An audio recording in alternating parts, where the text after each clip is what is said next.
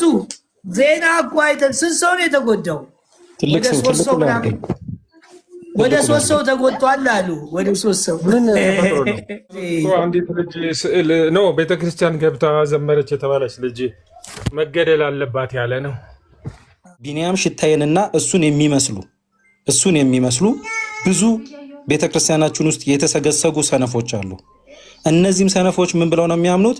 ኢየሱስ ክርስቶስ አላማለደም በስጋ ወራት ብለው የሚናገሩ የሚያምኑ ናቸው። እነዚህ ልጆች ናቸው ደግሞ በተደጋጋሚ ሰዎችን ከቤተክርስቲያን እየገፈተሩ እያስወጡ ያሉት።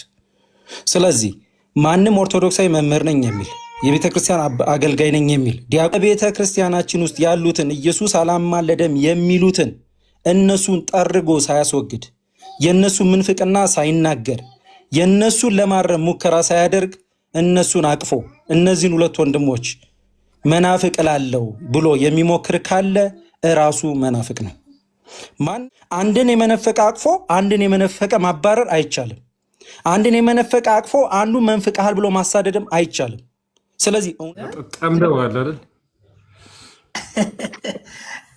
እኔ እኮ አልያዝ በእውነት ራሱ ጉዳይ ከኛ ጋር ሁናለሁ። አየሽ እንዴ ከጌታ ጋር መሆን በቃ አልሰማም ብሎናል። እኛ ጋር ራሱ ጉዳይ ማን የተጣለው ብዙ ነው። አረኛ እና ብዙ ነው። ትላንትና በኢየሱስ ብታይ የሚገርም መቼ ዛሬ እንጂ ዛሬ አንቺ ደግሞ ዛሬ አልነበርኩም፣ ስራ ነበር።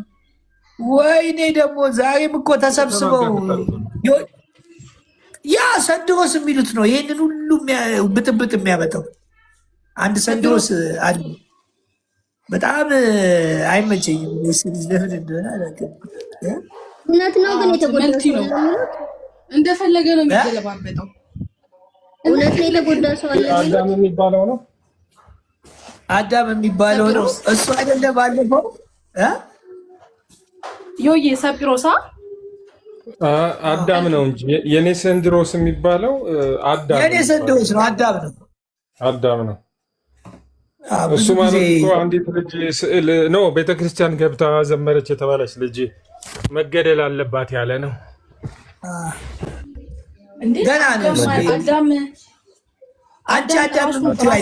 ነው ሁለት አዳም ነው ውጭ ያለው ሰንድሮስ ሌላ ነው። አላወኩትም አለ አታውቂውም። ብዙ ጊዜ አታውቅም። እሱ ገዳም ለገዳም ነው የሚዞረው ብዙ ጊዜ። የሚገርምሽ ዛሬ ተመስገን ከፍቶ 500 ምናምን ሰው ይኸው እንደው ብዙ መጥቷል። ብዙ ዜና እኮ አይተን ስንት ሰው ነው የተጎዳው? ወደ ሶስት ሰው ተጎድቷል አሉ። ወደ ሶስት ሰው ቆይ ዮሐንስ ተደባድበው ነዋ። ተደባደቡ ብዙ አሉ። አገጩን አሉ ትልቁ ላይ አድርገኝ ያኛው ላይ እዚህኛው ላይ መልክዬ ቅር እንደማይላችሁ ዮኒ አንዴ ሚዩት አድርግልኝ። ሲፋን ቅር እንደማይላችሁ ሙሉነት አለኝ። ቅር እንደማይላችሁ ሙሉነት አለኝ። ቅርም ላሰኛችሁ አይደለም እኮ አዳምጠኝ። ሳንሰማማ እንዴት ነው ቅር የማይለን? ብዙ ተሰሙት ቅር አይላችሁ። እስቲ እንየው። በጣም ጥሩ። እንደ ኢትዮጵያ ኦርቶዶክስ ቤተክርስቲያን መልኬ አማኝነቱ ወንድሜ ታናሽ ልጄ ዲያቆን አዲስ እንደ ኦርቶዶክስ አማኝነቱ ኦርቶዶክሳዊ ትምህርት አስተምረዋል ብዬ አላስብም። ቢሆንም እነዚህ ሁለት ወንድሞቼ ኢየሱስ ክርስቶስ እያማለደ ነው ሲሉ ሰምቻቸዋለሁ። ኢየሱስ ክርስቶስ እያማለደ ነው የሚለው ንግግራቸው በቤተክርስቲያናችን እውነት የተረገመ እውነት ተብሎ ይጠራል። ቢሆንም አታቋርጠኝ። ካላላችሁ አላላችሁ ምንድነው? አይደለማ ካላላችሁ አትበላ ብላችኋል። ማን ያለው? ቅድም እያማለደ ነው ብለህ ስታስተሙ እነ መልካሙ ወንድሞቼ ናቸው። ታናሽ ልጄም ወንድሜ ነው። እነ መልካሙ ታናሽ ወንድሞቼ ናቸው። ዲያቆን አዲስ ታናሽ ወንድሜ ታናሽ ልጄ ነው። ግን አንድ እውነት አውቃለሁ። ኢየሱስ ክርስቶስ ስላማለደ አማላጅ ይባል የሚሉ ናቸው። ስላማለደ አማላጅ ነው የሚብለውም ሲናገሩ ሰምቻለሁ። አንድ ነገር ደግሞ አግኝቻለሁ። በቤተ ክርስቲያናችን ውስጥ ደግሞ ውስጥ የተቀመጡ ልክ እንደ ዲያቆን አዲስ ልክ እንደ መልካሙ ኢየሱስ ክርስቶስ አላማለደም የሚሉም ደግሞ አሉ። ኢየሱስ ክርስቶስ አላማለደም የሚሉ መናፍቃን ባሉበት ሁኔታ ላይ ዲያቆን አዲስንም ፈለገንም መናፍቅ ብሎ መናገር የሚችል ማንም ሰው ድፍረት የለውም። ፈለገንም መንፍቋል፣ መናፍቅ ነው። ዲያቆን አዲስንም መናፍቅ ነው ለማለት አንድ ሰው ከመነሳቱ አስቀድሞ ቢንያም ሽታዬንና እሱን የሚመስሉ ብዙ ቤተክርስቲያናችን ውስጥ የተሰገሰጉ ሰነፎች አሉ። እነዚህም ሰነፎች ምን ብለው ነው የሚያምኑት? ኢየሱስ ክርስቶስ አላማለደም በስጋ ወራት ብለው የሚናገሩ የሚያምኑ ናቸው። እነዚህ ልጆች ናቸው ደግሞ በተደጋጋሚ ሰዎችን ከቤተክርስቲያን እየገፈተሩ እያስወጡ ያሉት። ስለዚህ ማንም ኦርቶዶክሳዊ መምህር ነኝ የሚል የቤተክርስቲያን አገልጋይ ነኝ የሚል ዲያቆን ነኝም ይበል ጎበዝ የሚያጫውተኝም ነኝ ቢል በቤተ ክርስቲያናችን ውስጥ ያሉትን ኢየሱስ አላማለደም የሚሉትን እነሱን ጠርጎ ሳያስወግድ የነሱ ምንፍቅና ሳይናገር የነሱን ለማረም ሙከራ ሳያደርግ እነሱን አቅፎ እነዚህን ሁለት ወንድሞች መናፍቅ ላለው ብሎ የሚሞክር ካለ እራሱ መናፍቅ ነው። ማንም ሰው እነዛን ኢየሱስ ክርስቶስ በስጋ ወራት አላማለደም የሚሉትን እስካላወገዘ ድረስ እነዚህ ልጆች የማውገዝ መብትም ስልጣንም የለውም። አንድን የመነፈቀ አቅፎ አንድን የመነፈቀ ማባረር አይቻልም። አንድን የመነፈቀ አቅፎ አንዱ መንፍቃል ብሎ ማሳደድም አይቻልም። ስለዚህ እውነተኛ ከሆነ አገልጋይ ከመዝሙረ ያሬድ ጀምሮ እውነተኛ የሆነ አገልጋይ ቢንያም ሽታዬን አቅፎ አላማለደም ኢየሱስ ያለውን መልካሙን የሚገፈትር መዝሙረ ያሬድ አልናቅም። ቢንያም ሽታዬን አቅፎ ኢየሱስ አላማለደም ያለውን ዲያቆን አዲስን የማባረር መብትም ስልጣንም የለው፣ የመናገርም ቀና ብሎ የማየትም መብት የለውም። ስለዚህ ማንም ኦርቶዶክሳዊ ነኝ የሚል ኢየሱስ ክርስቶስ አላማለደም እያለ ወይ ደግሞ ኢየሱስ ክርስቶስ አላማለደም የሚሉትን እስካላወገዘ ድረስ በፍጹም እነዚህን ወንድሞች የመናገር ሞራል የለውም። እናገራቸዋለሁ ካለ ቀድሞ ከኔ ጋር ነው የሚነጋገረው። እኔ ኦርቶዶክሳዊነቴን መቼም መልኬም አልለቅም እንደሚለው ዲያቆን አዲስ አልለቅም እንደሚለው ኦርቶዶክሳዊነቴን የምደራደርባት ሳልሆን በውስጥ የተሰገሰጉትን ቀድሜ ኢየሱስ አላማለደም የሚሉትን አንጥሮ የማውጣት ኃላፊነት ያለብኝ ነኝ። እነዚህ ልጆች ከመናገሩ በፊት ማንም ሰው እኔን የማናገር ግዴታ አለበት። እነዛን ሲያወግዝ ግን ወደዚህ የመምጣት መብት አለው። እነዛን ሲቆጣ ወደ እነዚህ የመምጣት መብት አለው። ሪከርድ አድርጉት፣ ይሄን አስተላልፉት። ከዚህ ውጭ ላለው ነገር እምኔ ኃላፊነት በተሰጠኝ መንገድ ኃላፊነት የምወስደው እኔ ነኝ። መጨረሻችሁን ያሳምረው ወንድሞቼ። ብፁዕ ቦታ ተጣልተህ ምናምን ተናደ ይሆን የመጣው አላውቅም። ቶንህም ሀሳብህም ትንሽ ተረጋጋ ዮናስ፣ ተረጋጋ፣ እረፍ። አይ አንተ ስላልተረጋጋ ብዬ ነው። አንድ ጥያቄ ተረጋጋ ነው ያልኩት። ዮናስ ዮናስ ተረጋጋ። እናወራለን። አትግቡ። ማንም አንተ መቼ ነው የምታርገው? ተመልጠም አታርግም እንዴ? ጨርሻለሁ። ቶኔ ሁሌም አንድ ነው። የኔ ቶን የሚቀየር አይደለም። ጨርሻለሁ። ማንም ሰው ኢየሱስ አላማለደም የሚሉትን ሳይናገር እነዚህ ልጆች ከሰድሮ ጋር ለምን በአካል ትጣላለህ? በአካል ተጣላ እያሉ የሚያወሩት መልካም ደህና ደሩ መልኬ አጥራልን እንጂ ብዙ ሰው እንትን እያለኝ ነው፣ እየጠየቀኝ ነው። በአካል ተጣልተዋል ይላሉ።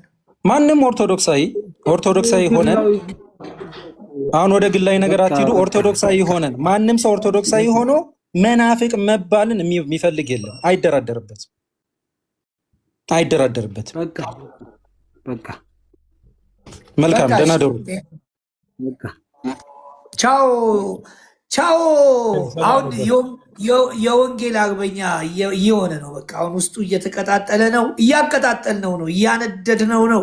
እግዚአብሔር ይመስገን። መንፈስ ቅዱስ ስራውን እየሰራ ነው። መንፈስ ቅዱስ በስራ ላይ ነው።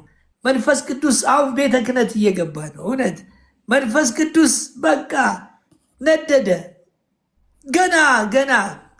ገና ዓለምን እንዞራለን።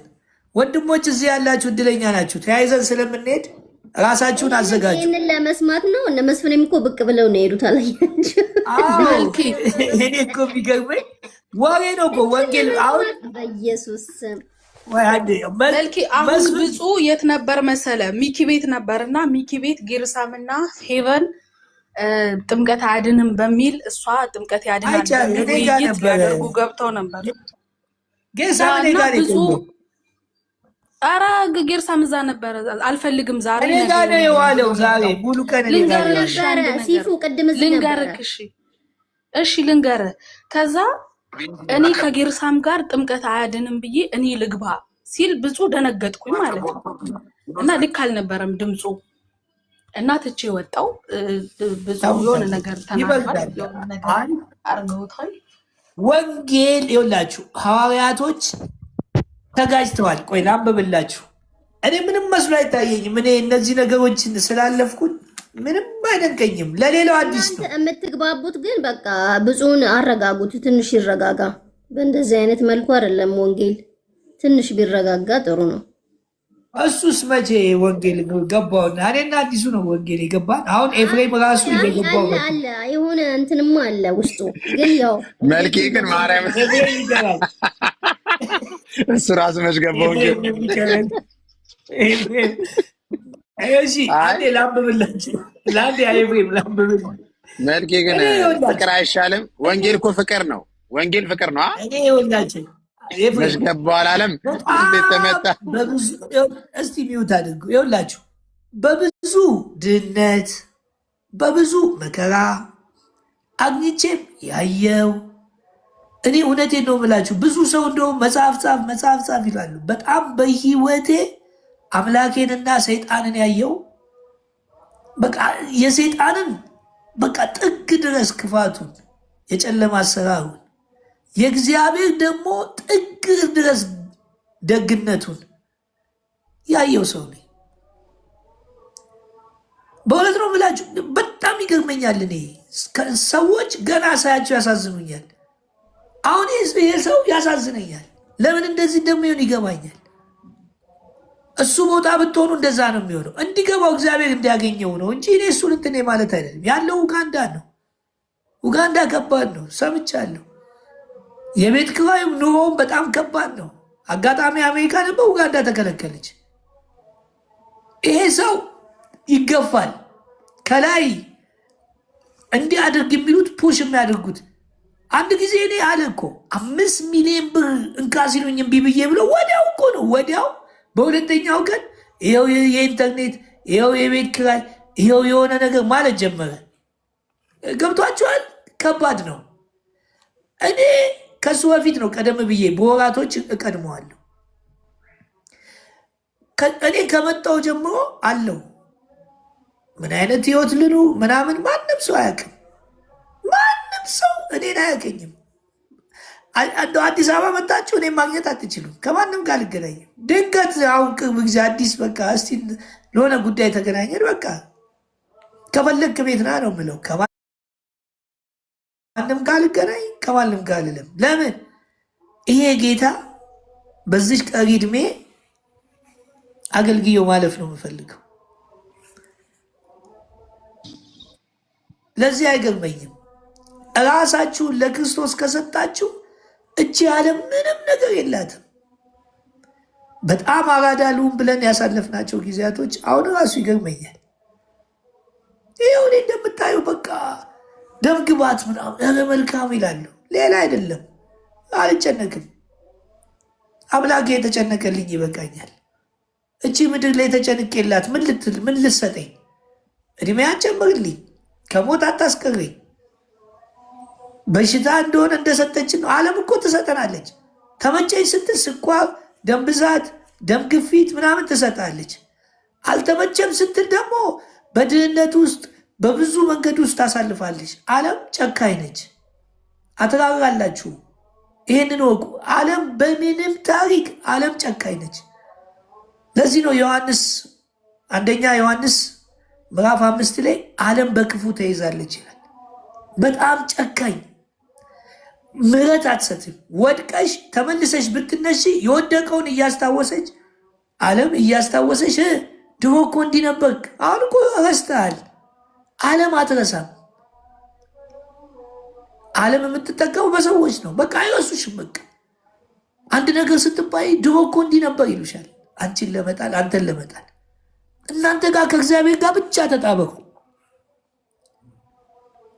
ከእግዚአብሔር ጋር የሆነ ሰው ምንም አይሆንም። እግዚአብሔር አምላኩ የሆነ እወቁ። አምላክ እንደሆንክ እወቁ። ከዛስ እረፉ። ማረፍ ትፈልጋለህ?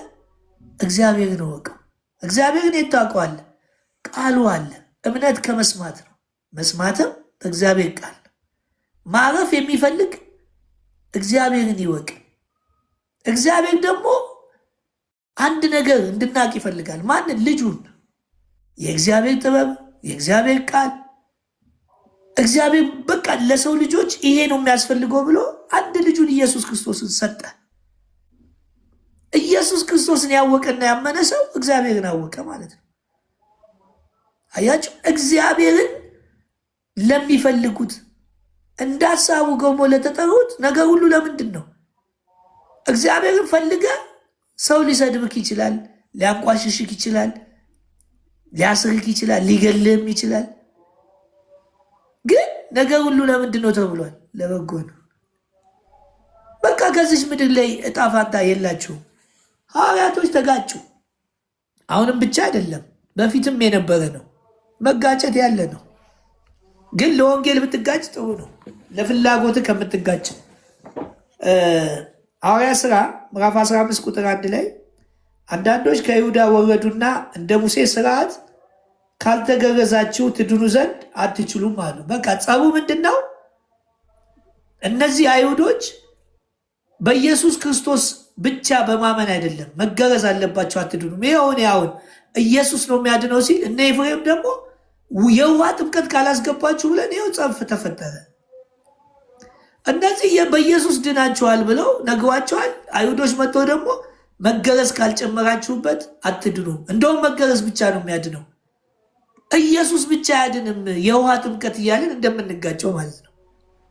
እንግዲህ እንደ ቃሉ እንግዲህ መገረዝ አያድንም፣ የህግ ስራ አያድንም። በቃ መገረዝ ቆመ። በፊት ነበረ፣ እሱም እኮ አያድንም፣ የጽድቅ ነበረ። እግዚአብሔር ቤተሰብ ለማድረግ ምን ተገረዙ እያለ ይገረዙና የእግዚአብሔር ቤተሰብ የሆኑ ነበር። አሁንስ ወደ ልብ መገረዝ መጣ። ክርስቶስን ስታምነው ልብ ይገረዛል፣ የእግዚአብሔር ቤተሰብ አልፎ ልጅም ትሆናለህ፣ አልፎ የዘላለም ሕይወት ታገኛለህ።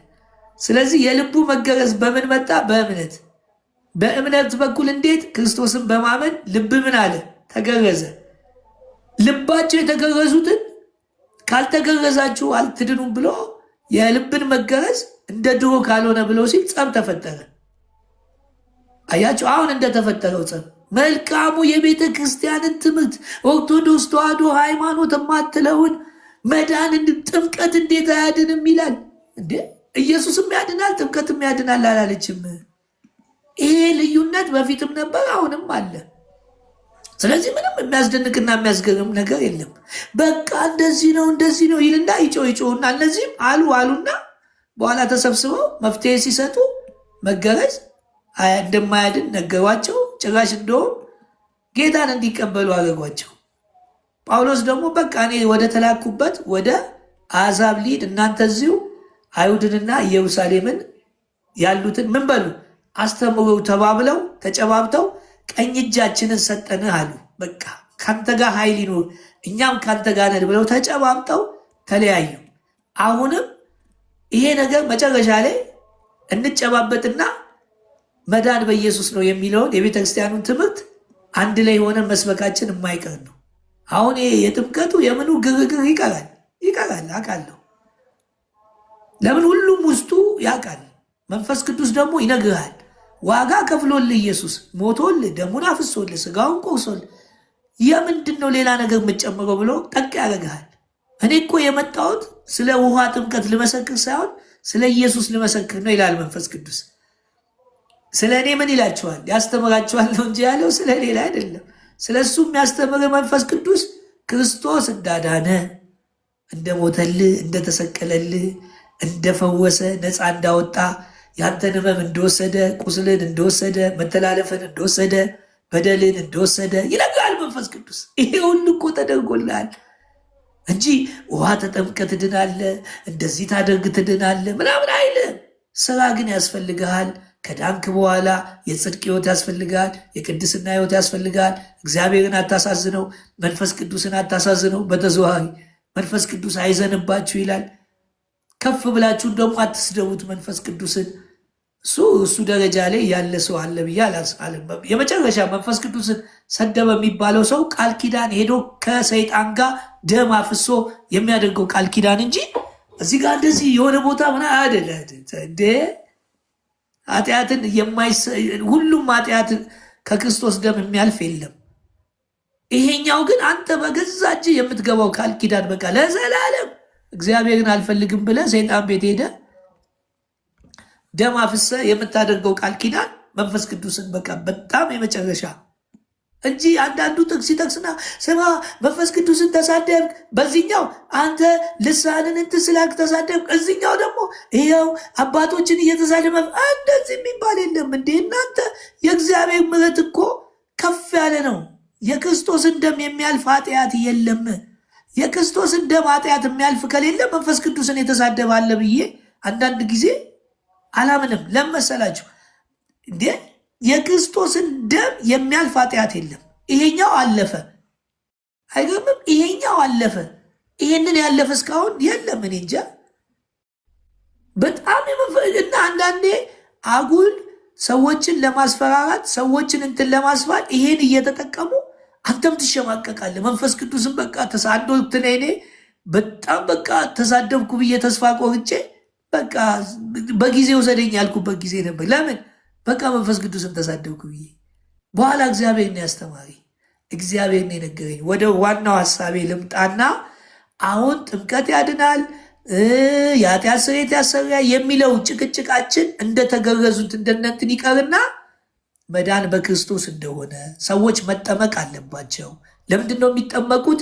በውሃ ከሱ ጋር መተባበራቸውን ከሱ ጋር መነሳታቸውን የሚያውቁበት አንደኛው የቤተ ክርስቲያን ያስቀመጡት ቀኖና ነው፣ ስርዓት። ለምን 5ቱ አዕማደ ምስጢር ላይ እመኑ ተባለ። 7ቱ የቤተ ክርስቲያን ስርዓት ላይ ደግሞ ጥምቀትም ገባ። አያችሁ፣ ጥምቀቱን ስርዓት አደረግኩት። ያኛው አንዲቷ ጥምቀት ግን ክርስቶስ ደሙን ያፈሰሰባት የሞተበት የተቀበረበት አብሮ አንተን ቀብሮ አብሮ አንተን ያስነሳበት ስለሆነ በአንዲቷ ጥምቀት ኃጢአት በሚሰረይባት እናምናለን። ጳውሎስም ይህን ስለገባው በሌላ ክፍል የጥምቀት አይነቶች አለ። በሌላ ክፍል እዚኛው ኤፌሶን ላይ ግን አንዲቷን ጥምቀት፣ አንድ ጌታ፣ አንድ ጥምቀት፣ አንድ ሃይማኖት አለ። ለምን? አንዲቷ ጥምቀት ክርስቶስ የሞተበት በማቴዎስ 20 ቁጥር 22 ላይ ስለሚል እኔ የምጠመቃት ኢየሱስ 2 ጊዜ ነው የተጠመቀው።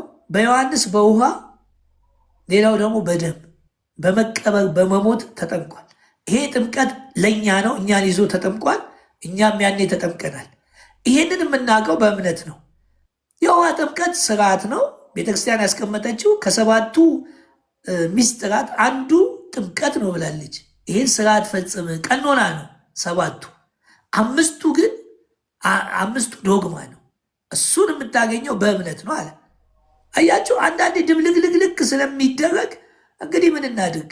አሁን ደግሞ ማስገደድ ተጀመረ። በ1998 እነ ዲያቆን ዳንኤል ክብረት ተሰብስበው ሌሎችም አንዳንድ ጳጳሳትን ተሰብስበው አስገድደው ይኸው የእምነት መግለጫ የእምነት መግለጫ በ1998 ነው እንዴ መውጣት ያለበት? ከዛ በፊት የሃይማኖት አበው ፍትሐ ነገሥት አለው አይደል እንዴ? ይሄንን ለምን ታስገድደኛለህ? 1998 አውጥተህ የውጭ ግንኙነት ብለህ በእምነት ማግለጫ ይሄንን አታስገድደኝ። ይኸው ሃይማኖት አበው አለ። እነሱ ደግሞ ወደ ሐዋርያት ጠቁመዋል። ከሐዋርያት እንጀምር። በሌለበት አታድርጉት። መጽሐፍ ቅዱስ ዮሐንስ አፈወርቅ የአንድ ካህን መሳሪያው መጽሐፍ ቅዱስ ይሁን ይላል። ሶቅራጥስ ፈጠራ አለ። ደስ ሲል ሶቅራጥስ ፎሎ ፈጠራ አታወራ። በቃ ለሶቅራጥስ ፈጠራ ነው። ያኔም እኮ ከክርስቶስ ልደት በፊት ሶቅራጥስ ፍልስፍና ነው እያለ ሃይማኖት ሲናገር ነበረ። ወንድማችንም የዛ መንፈስ ይዞት ነው። ስለዚህ አንዳቸው ከይሁዳ ወረዱ፣ እንደ ሙሴ ሥርዓት ካልተገረዛችሁ ትድኑ ዘንድ አትችሉም ብለው ወንድሞችን ያስተምሩ ነበር። በእነሱና በጳውሎስ በባርናባስ መካከል ብዙ ጥልና ክርክር በሆነ ጊዜ ብዙ ጥልና ክርክር አያችሁ። በእነሱም ጊዜ ይሄም ነበረ። በወንጌል ጊዜ ልዩነት አለ። በወንጌል ጊዜ መከራ አለ፣ ፈተና አለ፣ ችግር አለ፣ በቃ መረበሽ አለ። ኢየሱስ ሲወለድ ስንት ሕፃናት ነው የተገደሉት? ባለቤቱ ወንጌሉ ሲወለድ ስንት ሕፃናት ተገደሉ እኮ። ሰይጣን ዋናው ዓላማ ወንጌል። ኢየሱስ እኮ ተነስቶ አልተነሳም በሉ ብሎ በገንዘብ የተገዙ ሰዎችን የውሸት ምስክር ሰርቀውታል ብለው ቢሉ አይቻልም። ሰይጣን እንደፈለገ ቢያዳፍን የክርስቶስን ወንጌል ማሸነፍ አይቻልም። በዛን ዘመንም ጠብና ክርክር ነበር። አሁን አያቸው ብፁዕ ሲናገር የጸብ ወሬ ስለሆነ ግጥም አሉ። ግሪሳው ግር ብሎ ይገባሉ። ሲያዩት ወንጌል ሲሆንስ ሽል ብሎ ይወጣሉ።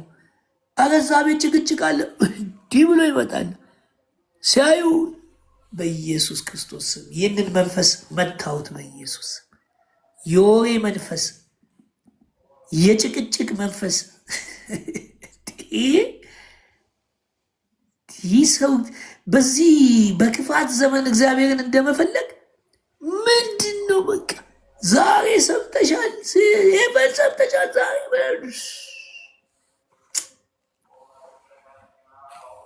አያቸው። ኤፍሬም ራሱ ሊጨቃጨቅ ፈልጎ ነበር። አሁን ሲያየው ወንጌል ሆነበት።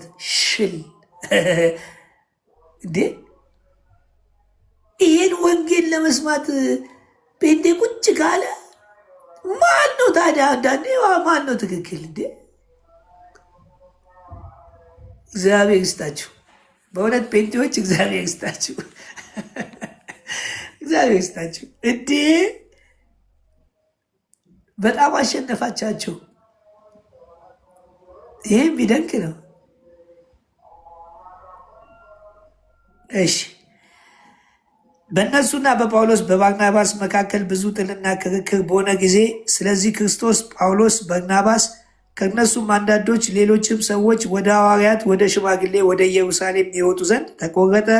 ቤተክርስቲያን በመንገድ እየረዳቸው እነሱም የአሕዛብን መመለስ እየተረኩ በፊንቅያ በሰማርያ አለፉ። ወንድሞች ሁሉ እጅግ ደስ አሰኟቸው። ወደ ኢየሩሳሌም በደረሱ ጊዜ ቤተክርስቲያን፣ ሐዋርያት፣ ሽማግሌዎች ተቀበሏቸው።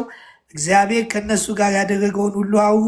ከፈሪሳውያን ወገን ግን ያመኑት አንዳንዶች ተነስተው ትገዟቸው ዘንድ የሙሴን ሕግ እንዲጠብቁ ታዟቸው ዘንድ ይገባል አሉ።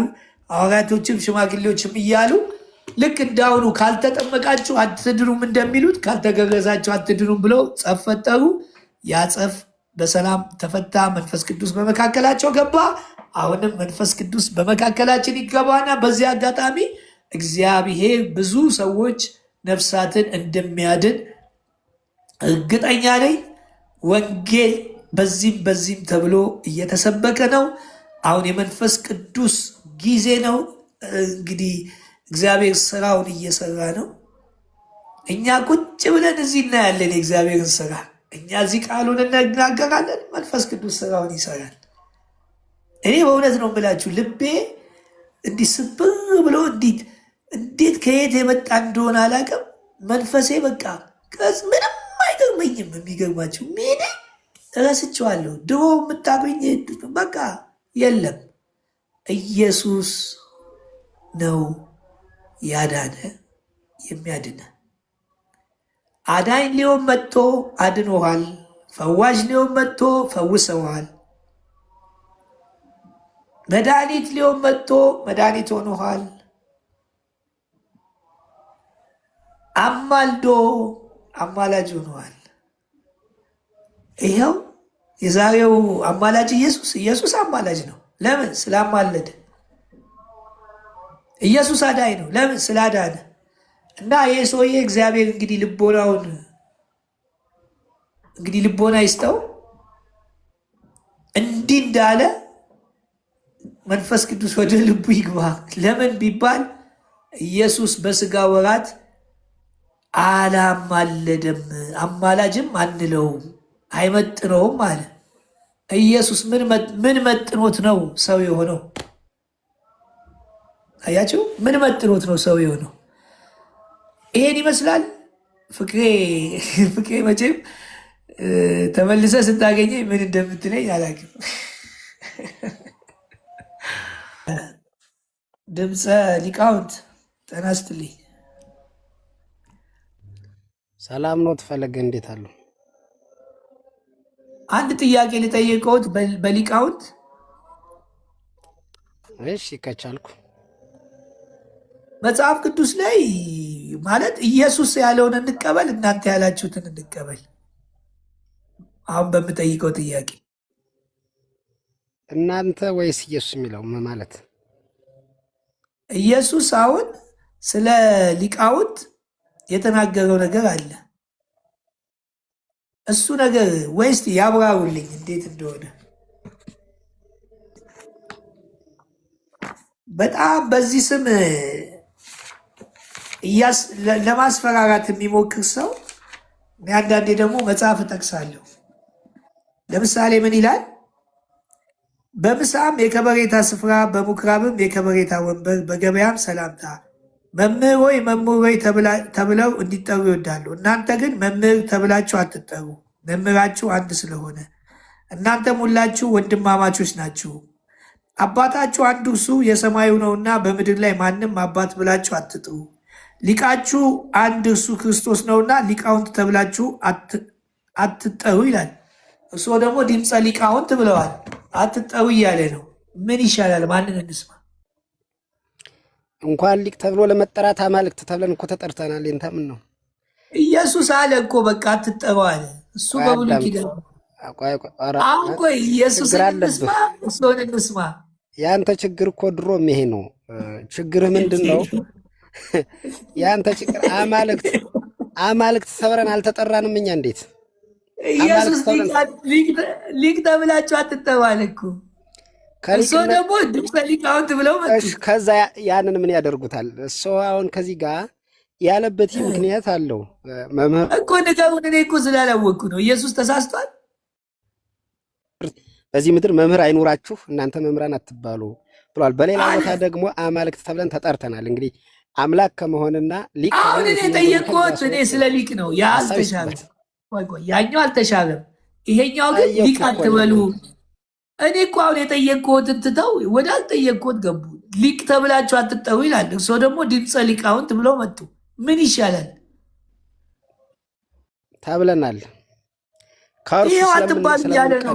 ልድገመው፣ ይኸው ቃሉን ልድገመው። እኔ እኮ አይደለሁም። ቃሉ ይደገም። እሺ አያችሁ፣ እኛን ለመተቸት እኛን የሆነ ነገር ለማለት ስትመጡ እኛ ደግሞ የእግዚአብሔርን ቃል እናወጣባቸዋለን። አይቻልም። ይኸው ኢየሱስ ምን አለ? ሊቃውንት ተብላችሁ አትጠሩ። ለምንድን ነው ሰው የሚጠሩት?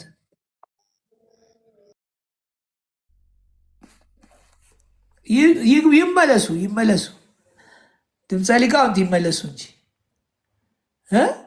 እኔን ለማውገን ይመለሱ። ይኸው ሊቃውንት ተብላችሁ አትጠሩ ይላል። እርስዎ ለምንድን ነው ሊቃውንት ተብሎ የሚጠሩት? ልጅ ላልሆኑት አካላት ላይ የተነገረ እሱ። እኔ ደግሞ ልጅ ሆኛለሁ። ልጅ ከሆንኩ ደግሞ የአባቴ የሆነውን ሁሉን መውረስ እችላለሁ። የመውረስ መብት ተፈቅዶልኛል። ለዚህ ሊቃውንት ተብላችሁ አትጠሩ ነው ያለው እኮ ኢየሱስ። ልጅ ላልሆነ አካል የተሰጠ ትምህርት ነው። የቱ ጋ ነው ልጅ ላልሆነ አካል ምናምን የሚል እኮ የለም። እኔ አላየሁም እስካሁን ሳነበውም ልጅ የሚል የለም። ከየት አመጡት? ከፍ ብለ ወይ ዝቅ ብለ እስቲ አንብብ እስቲ። እኛም አልገባን እንደሆነ የማደናገሪያ ስልቱ ስለሆነ ነው። ታዩ ዝም ብለሽ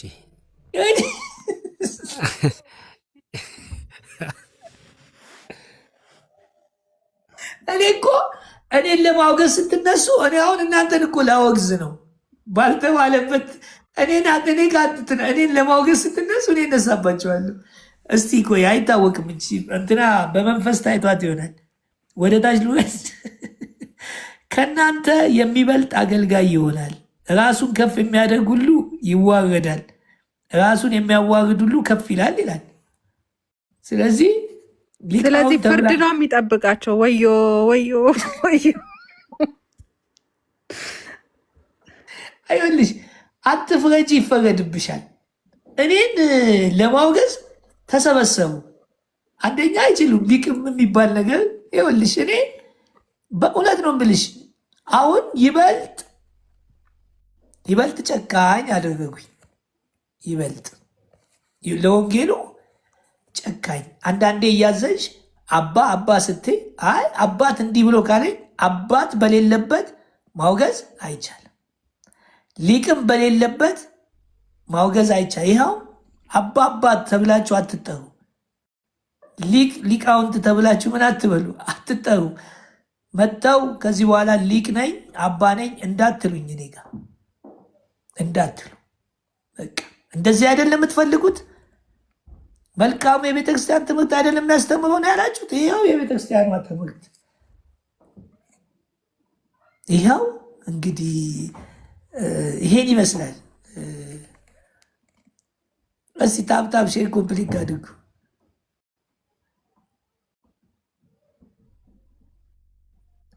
ቢናም አሁን ሊቀ ሊቃውንት እንለዋለን ሊያወግዝ ስለሆነ እየሰማኝ ነው። መልኬ አዳምጠኝ። እኔ እኮ ፈሪሳዊ አይደለሁም። ሊቅ መባሌን አይከለክለኝም። መምህር መባሌን አይከለክለኝም። እየተነገረ ያለው ይቅርታ ለግዝ ልናገር ነው። ፈሪሳውያን ቀራጮች፣ ለቀራጮችና ለፈሪሳውያን የተነገረ ነገር ነው። እናንተ ወዮላችሁ ነው የተባሉ ከክርስቶስ ልጅነት ውጭ ለሆኑ ሌላ ቦታ የሚባል ቦታ ሲነገሩ ይሄ ለፈሪሳዊ ከሆነ ለፈሪሳዊ ያልሆነ አዳምጥ። መልኬ ይኸውልህ ሉቃስ 15 ላይ ማንበብ ትችላለህ። መልኬ አባታችን አንትሙሰ አሃው አንትሙ አሐዱ ሊቅክሙ የተባለው ለፈሪሳውያን ነው።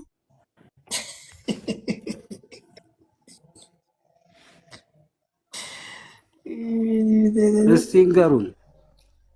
ያው በግዝ ደግሞ መጣን እኛ ያው አሁን ቆስቁሳችሁ ከዚህ በኋላ ንገሩን እስቲ አባታችን። አልገባንም እኮ ወደ ታች አላነበብከውም። መልኪ ደግመህ እስቲ አንብብልኝ። እኔ በደንብ አልሰማሁም።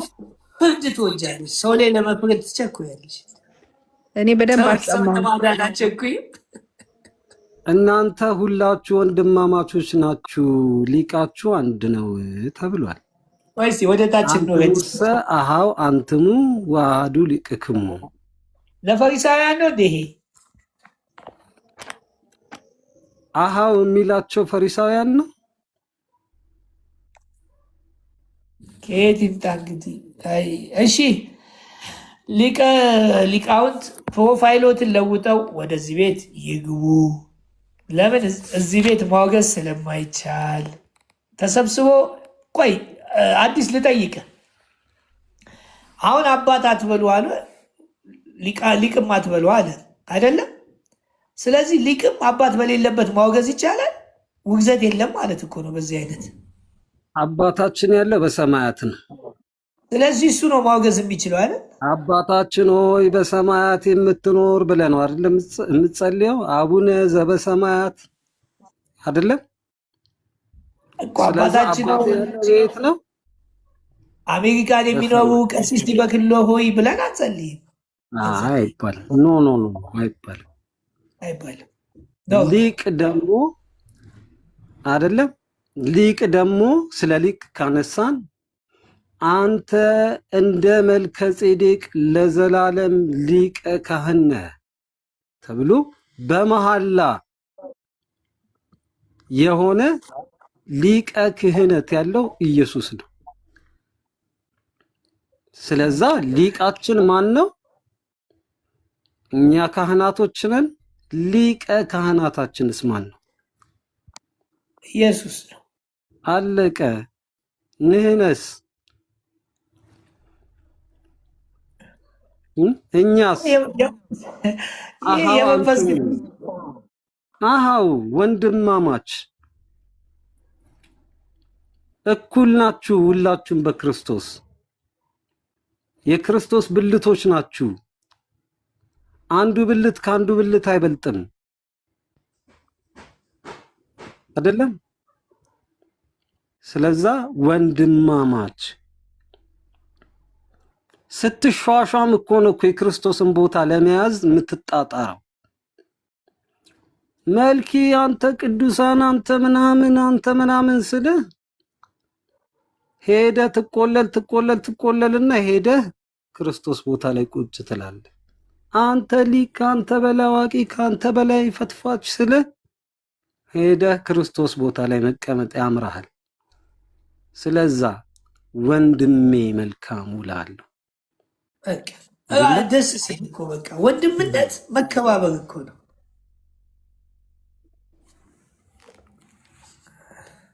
ስለዚህ ለምን ዲያቆን ተባልክ? መጽሐፍ ቅዱስ ውስጥ ዲያቆንና ኤጲስቆጶስ አለ፣ ካህን አለ አለ ስላለ እኛ እኮ ያለውን አለ እንላለን፣ የሌለውን የለም እንላለን። እስቲ በዚህ አጋጣሚ 67 ሰዎች አሉት። እስቲ ኢየሱስ አማላጅ ነው በሉ እና ጻፉ። እስቲ ኢየሱስ አማላጅ ነው በሉ። ስላማለደን ኢየሱስ አማላጅ ነው። ኢየሱስ አማላጅ ነው በሉ እስቲ።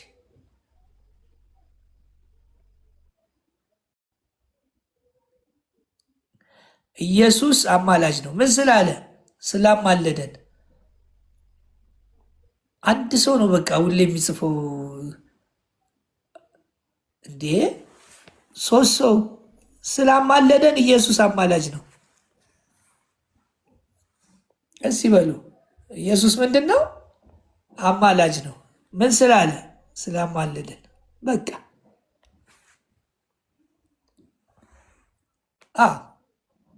ስላማለደ አማላጅ ነው። ስላዳነ አዳይ ነው። ስለፈወሰ ፈዋሽ ነው። ስላስታረቀ አስታራቂ ነው።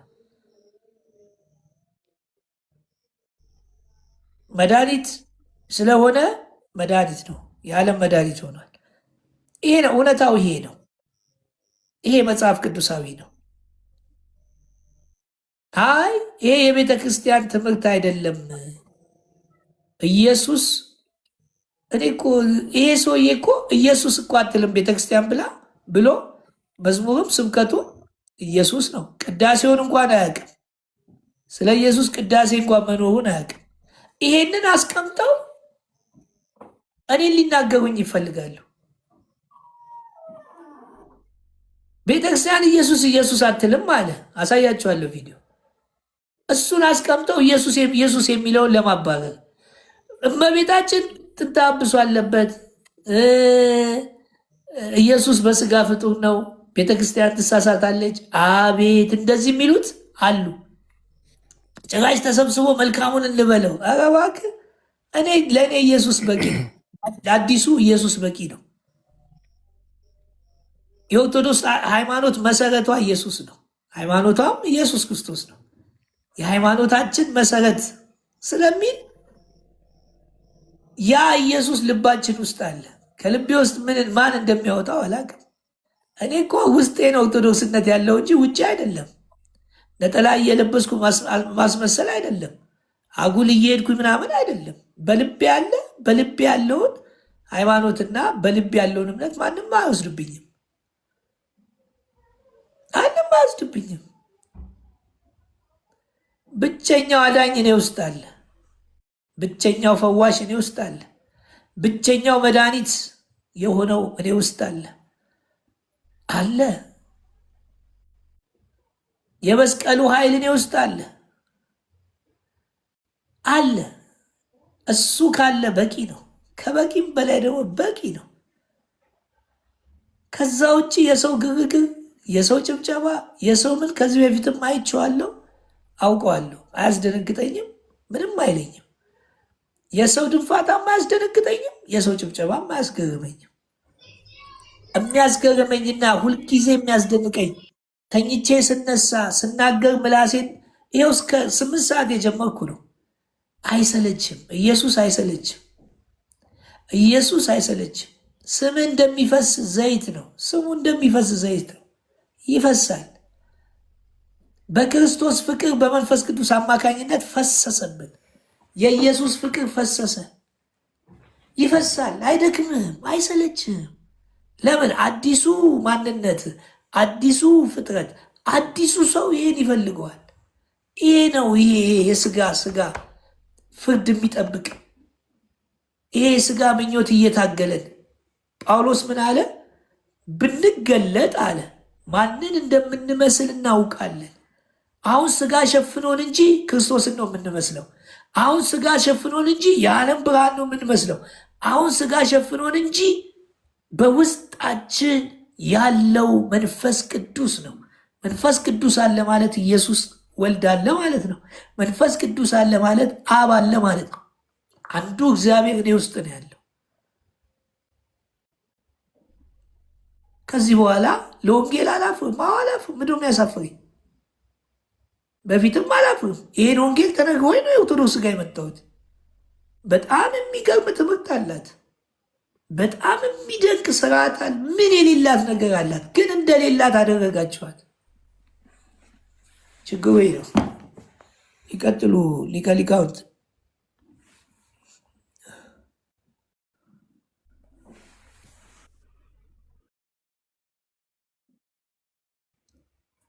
ረመኝን ነገር ልንገርህ። አንድ ትንሽ ቀላል አጭር ነች።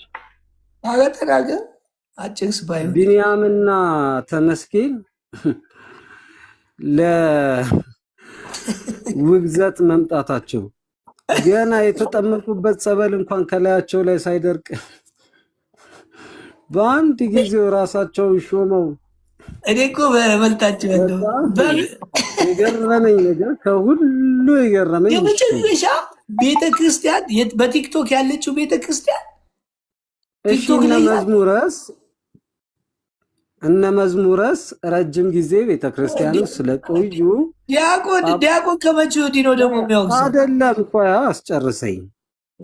እነ መዝሙረስ ረጅም ጊዜ ቤተክርስቲያን ውስጥ በመቆየታቸው ብዛት ቤተክርስቲያን የግላቸው መስላቸዋለች። ረጅም ጊዜ ቤተክርስቲያን ውስጥ በመቆየታቸው ብዛት አንድ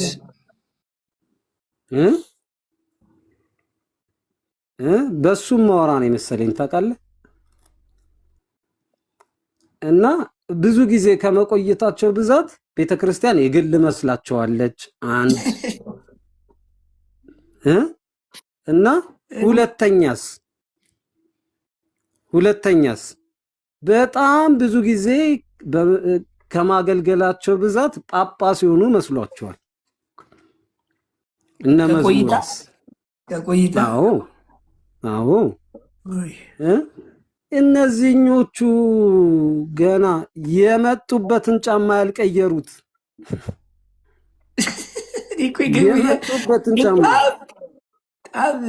እኔ እርግጠኛውን የምነግርህ ማለት ነው ተመስገን ወደ ኦርቶዶክስ ሲመጣ ለብሶት የነበረውን ቲሸርት ዛሬ ለብሱታል። አልቀየረም። ለምን? ትናንት ነዋ። ዛሬ የአውጋዥነት መንበር ላይ የአስተማሪነት መንበር ላይ የሚጮሁት እኮ ቢኒያም ተመስገን ደምረው ናቸው ለቤተ ክርስቲያኗ የሚጮሁት። እሱን ደምረው ብየዋለሁ። ደምረው ሳይሆን ደምረው። ትናንትና አይታኛል አይደለ? አዲስ ግባ ብሎ አስገባኝ። ከዛ ጥምቀት ለኃጢአት ስርየት አይሆንም ብለህ ያስተማርከው አንተ ነህ አለኝ። እኔ ጥምቀት ለኃጢአት ስርየት አይሆንም መቻልኩኝ አልኩት። ከዛ አላልክም አንተ ምናምን አለኝ። አላልኩም አልኩት። ታዲያ ከሰባቱ ሚስጥራተ ቤተክርስቲያን ጥምቀት የኃጢአት ስርየት አይደለም፣ አየህ ስህተቱ እሱ ጋር ነው ብዬ ልክ ስጀምር በላህ አውርደዋሉት ከታች ማለት ገብተዋል። በቃ ቁጭ ላረገው ነው ማለት ነው። ለምን ሚስጥረ ጥምቀት ተፈጻሚ የሚሆነው የሚፈጸመው ጥምቀት አሁን የምትጠመቀው ጥምቀት ቀኖና ነው። ለምን ሰባቱ ሚስጥራት ቤተክርስቲያን ላይ ነው ያለው። ዶግማው ላይ ያለው ሚስጥረ ጥምቀት የሚታመን ነው። አሁን ዶግማው ላይ ያለው ሚስጥረ ጥምቀት የሚታመን ከሆነ የሚፈጸም ከሆነ ሚስጥረ ስላሴስ የሚፈጸም ነው ወይ ልለው ነው። ሚስጥረ ስጋዊስ ሚስጥረ ትንሣኤ ሙታንስ የሚፈጸም ነው ወይ ብዬ ልጠይቀው ነው። ዱብ አረገኝና ኡፍ ነው ያለው። ታውቃለህ? ገብቷል ነው የምታየው አንተ አለቀው አለቀልህ ምናምን አሉት ከታች ማለት ነው። ራስህ እንዴት ነው የምታየው?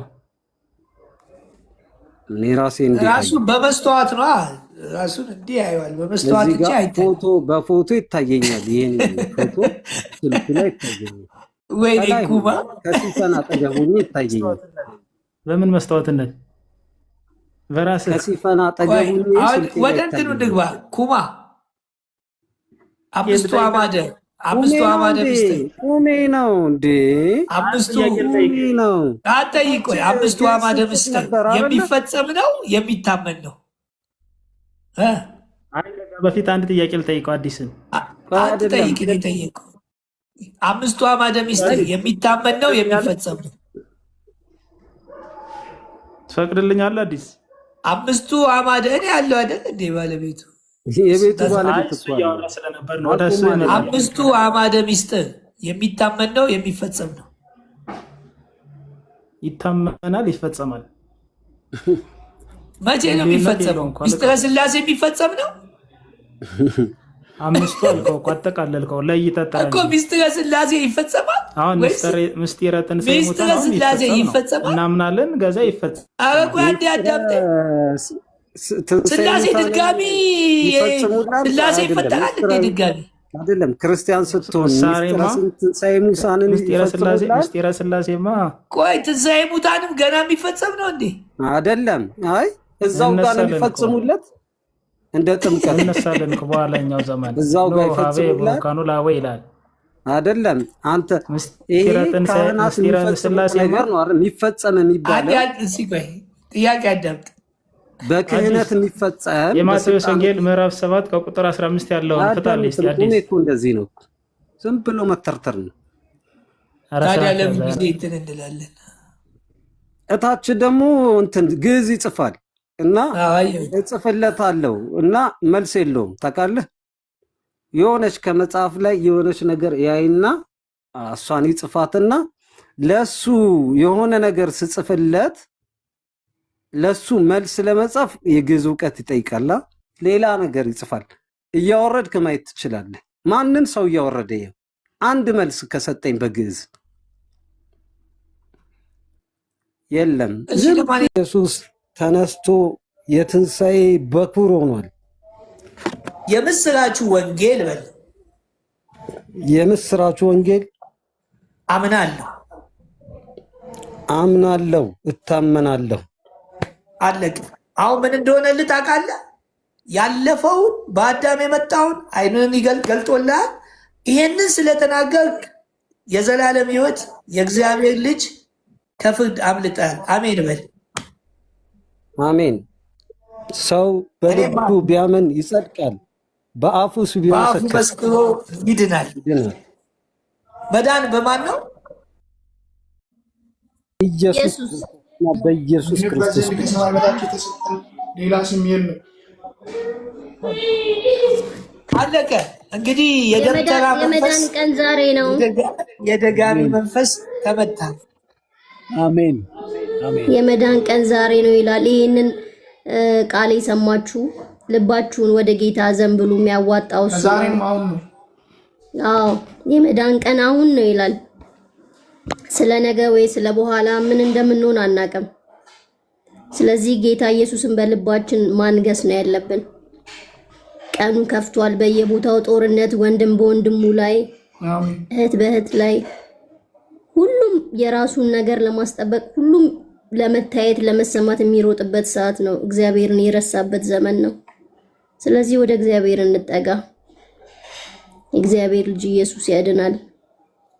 ለወንድሞቻችንና ለእህቶቻችን፣ ለአሳዳጆቻችን፣ ለሰዳቢዎቻችን አይደለም ለአንጓጣጮቻችን፣ ለአዋራጆቻችን የምናስተላልፈው መልእክት ማንም ቢሰድባችሁ፣ ማንም ቢያንጓጥጣችሁ፣ ማንም ቢያወግዛችሁ፣ ማንም ተነስቶ እናንተ ላይ ቢዝትባችሁ ኢየሱስን ከያዛችሁ አትናወጹም። አሜን። መሰረታችሁን በአሸዋ ላይ አትገንቡ፣ መሰረታችሁን በአለቱ ላይ ገንቡ።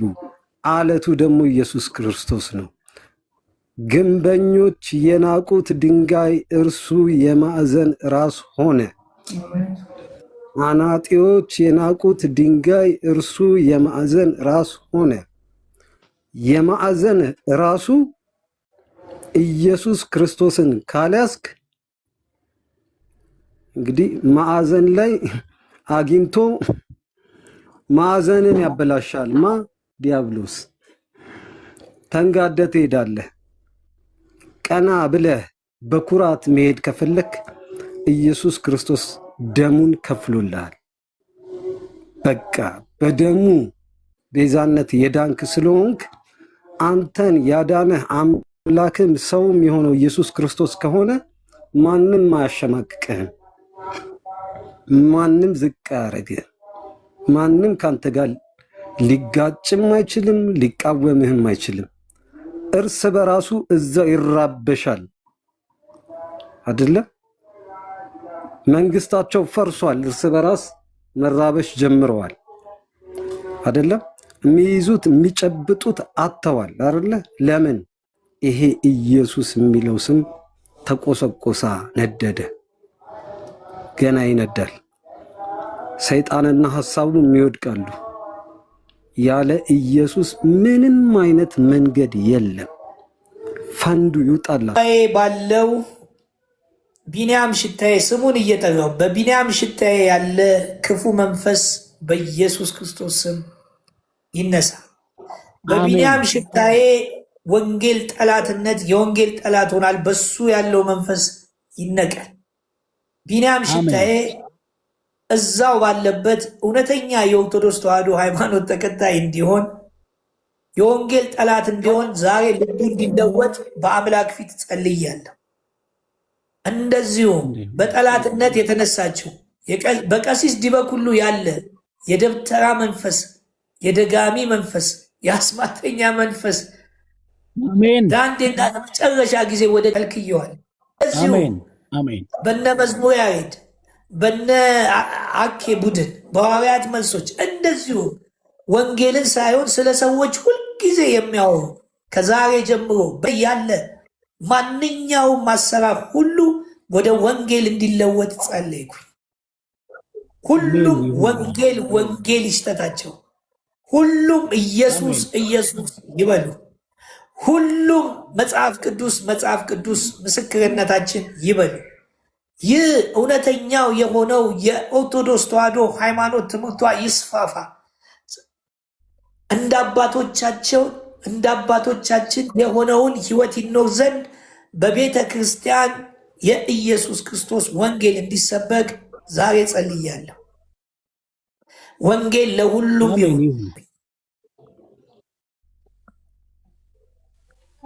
ሰላም፣ እንዴት ናችሁ?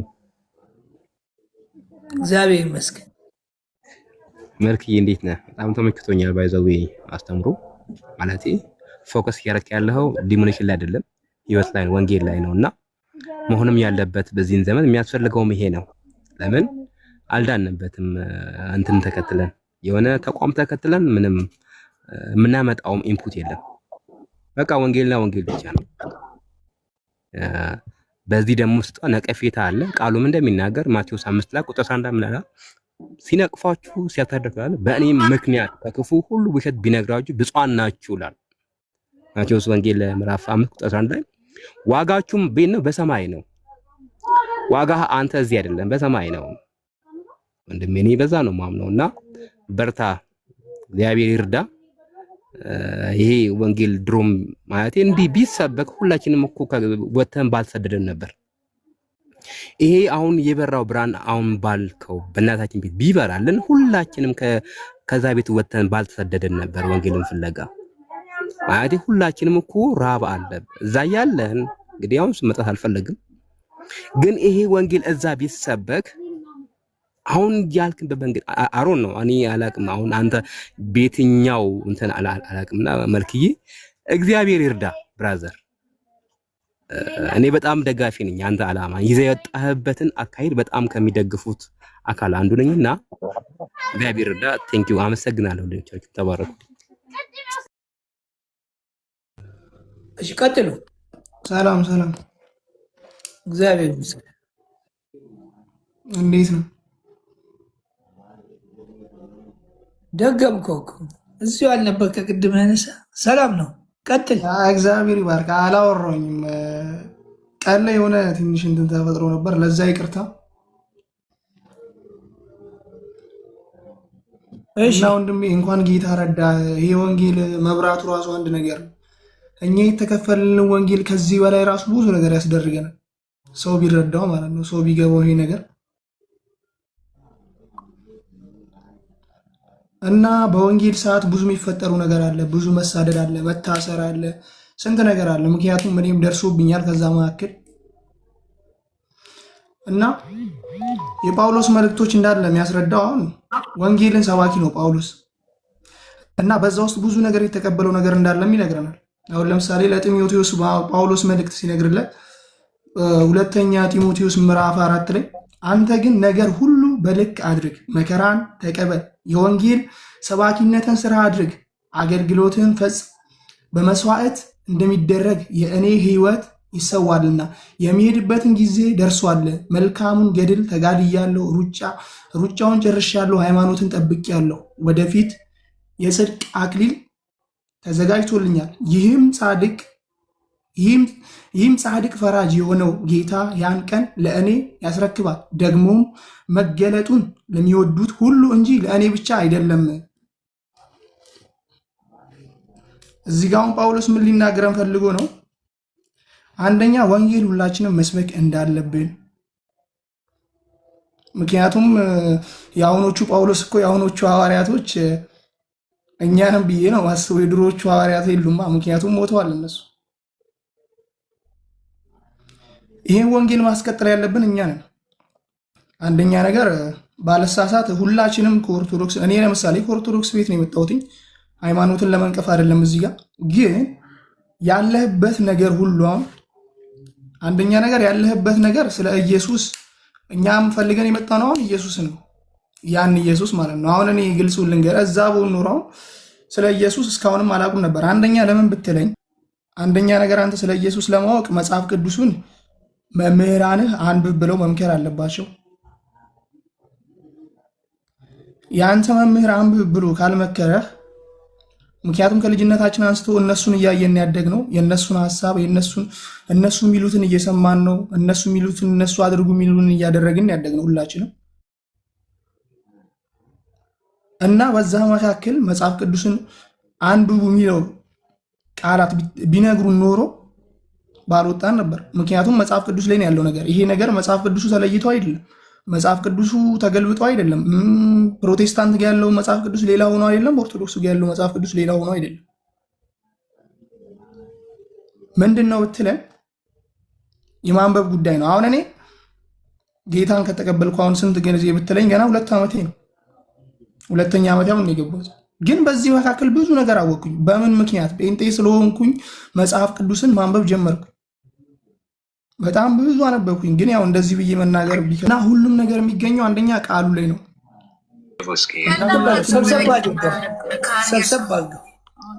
ሁላችሁም እንድትሰሙ የምፈልገው መዳን በሌላ በማንም እንደሌለ፣ መዳን በልጁ ብቻ እንደሆነ፣ ኢየሱስ ጌታ እንደሆነ በልብ ብታምን እግዚአብሔር ከሙታን እንዳስነ ሰው በልብ ብታምን ትድናለህ ይላል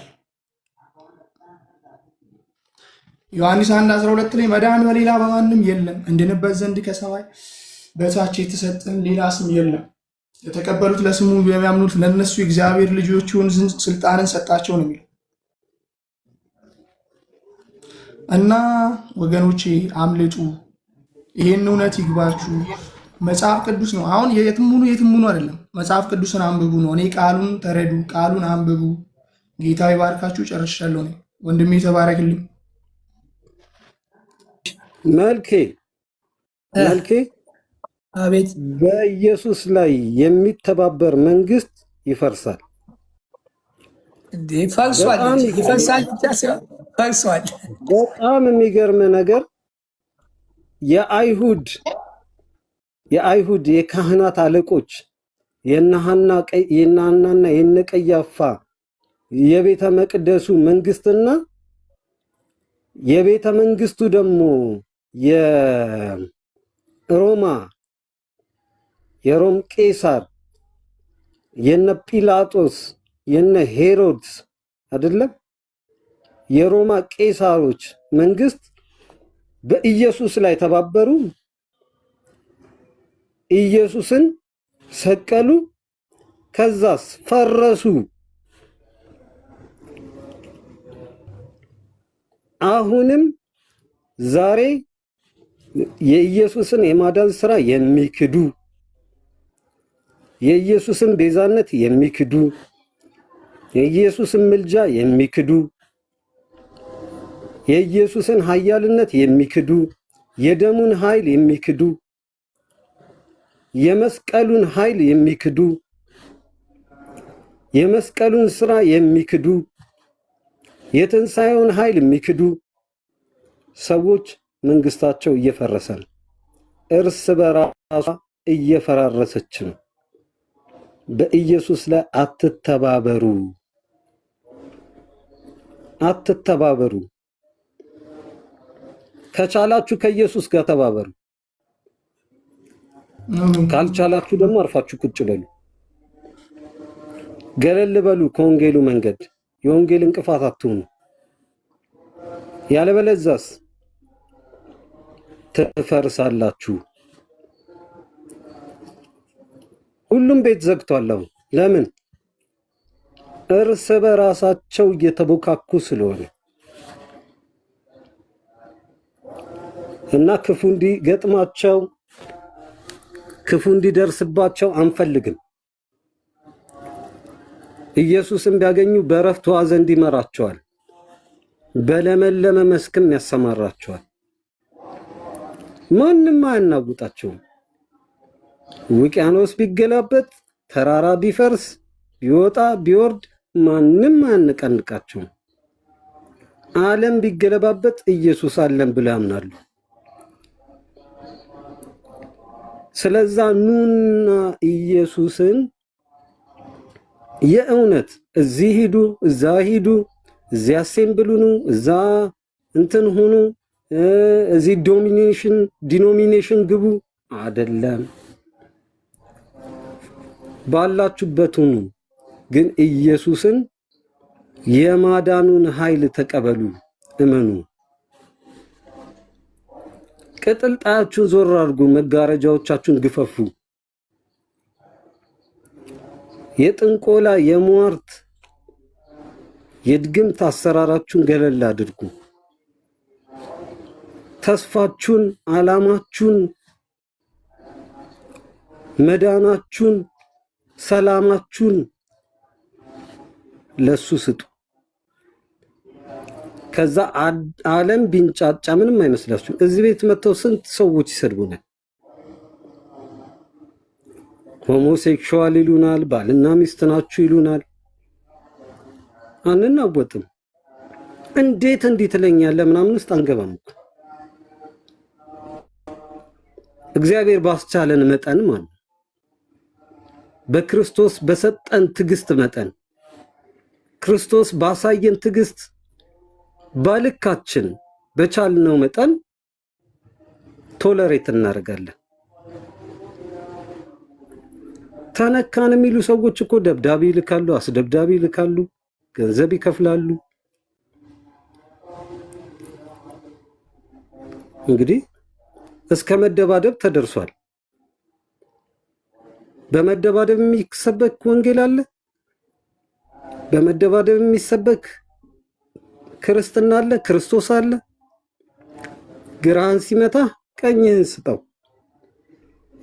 ይስደበኝ ቀኑን ሙሉ ስለ ስምህ እንገደላለን፣ በየቀኑ እንታረዳለን የተባለው የሚያርዷቸው ሲመጡ አይናወጹም።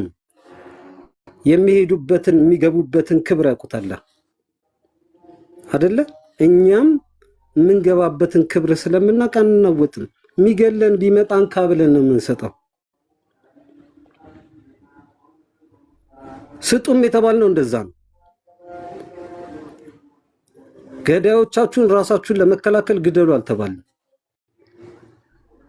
በክርስቶስ ስም የሚመጡትን ለምን ስሙን ጠልተው አዳኝነቱን ጠልተው ቤዛነቱን ጠልተው ደሙን ክደው የሚመጡ ሰዎች ይሄን ከጭንቅላታችሁ አውጡ ብለው ሲሉን አናወጣም፣ ጭንቅላታችንን ከአንገታችን በላይ ውሰደው ነው የምንለው። ከጭንቅላቴ ማውጣት ከቻልክ ከአንገቴ ቆርጠው ውሰደው። አልከላከልም፣ ራሴ መስክሬ ሞታለሁ። ስለዛ ዛሬ እንግዲህ ከፍተኛ ዋር አንስተዋል ማለት ነው። ጦርነት አንስተዋል እና ከጦርነት አስተሳሰብ ከግብግብ አስተሳሰብ ከእንደዚህ ከስድድብ አስተሳሰብ ውጡና በኢየሱስ ሰላም ሁኑ። ሰላሙን ይላክላችሁ። ክርስቶስ እውነቱን ይግለጽላችሁ። መንፈስ ቅዱስ ከእናንተ ጋር ይሁን። መንፈስ ቅዱስን ይላክላችሁ። አጽናኙን ይላክላችሁ ነው የምንላቸው። ከሊቅ እስከ ደቂቅ አይደለም፣ ከሴት እስከ ወንድ፣ ከወጣት እስከ ሕፃን፣ እስከ ሽማግሌ፣ እስከ አሮጊት በክርስቶስ ሰላማችሁ ይብዛ። ክርስቶስን እመኑት እንላለን። መልእክት ለማስተላለፍ ነው። አመሰግናለሁ። ፈለገ ትንሽ የብየ ድሮራኔ እኔ እኮ ቲኮ የሚሉት ዝም ብሎ ይሰድብሃል። አዲስ ትተዋወቃላችሁ? ሰድበው አንተ ነህ ቁጭ አድርገህ።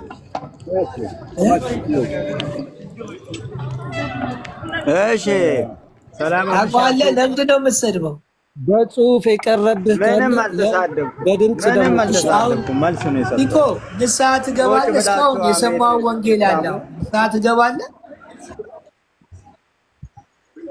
ንስሐ ትገባለህ? ምን አንተ ለራስህ ንስሐ ያስፈልጋል? ምን እኔን ታስገባኝ? አንዴ አሁን እጅህን ዘርጋና ይሄንን ወንጌል ተቀበል። አንተ ምንድነህና ንስሐ የምታስገባኝ? አንተ ለራስህ አይደለም፣ ወደ እግዚአብሔር ነው ንስሐ የምትገባው፣ ወደ እኔ አይደለም። ቁጭ ብለህ ሐሜት ነው እንዴ? ሐሜት እኮ ቀጥል፣ ተናገር።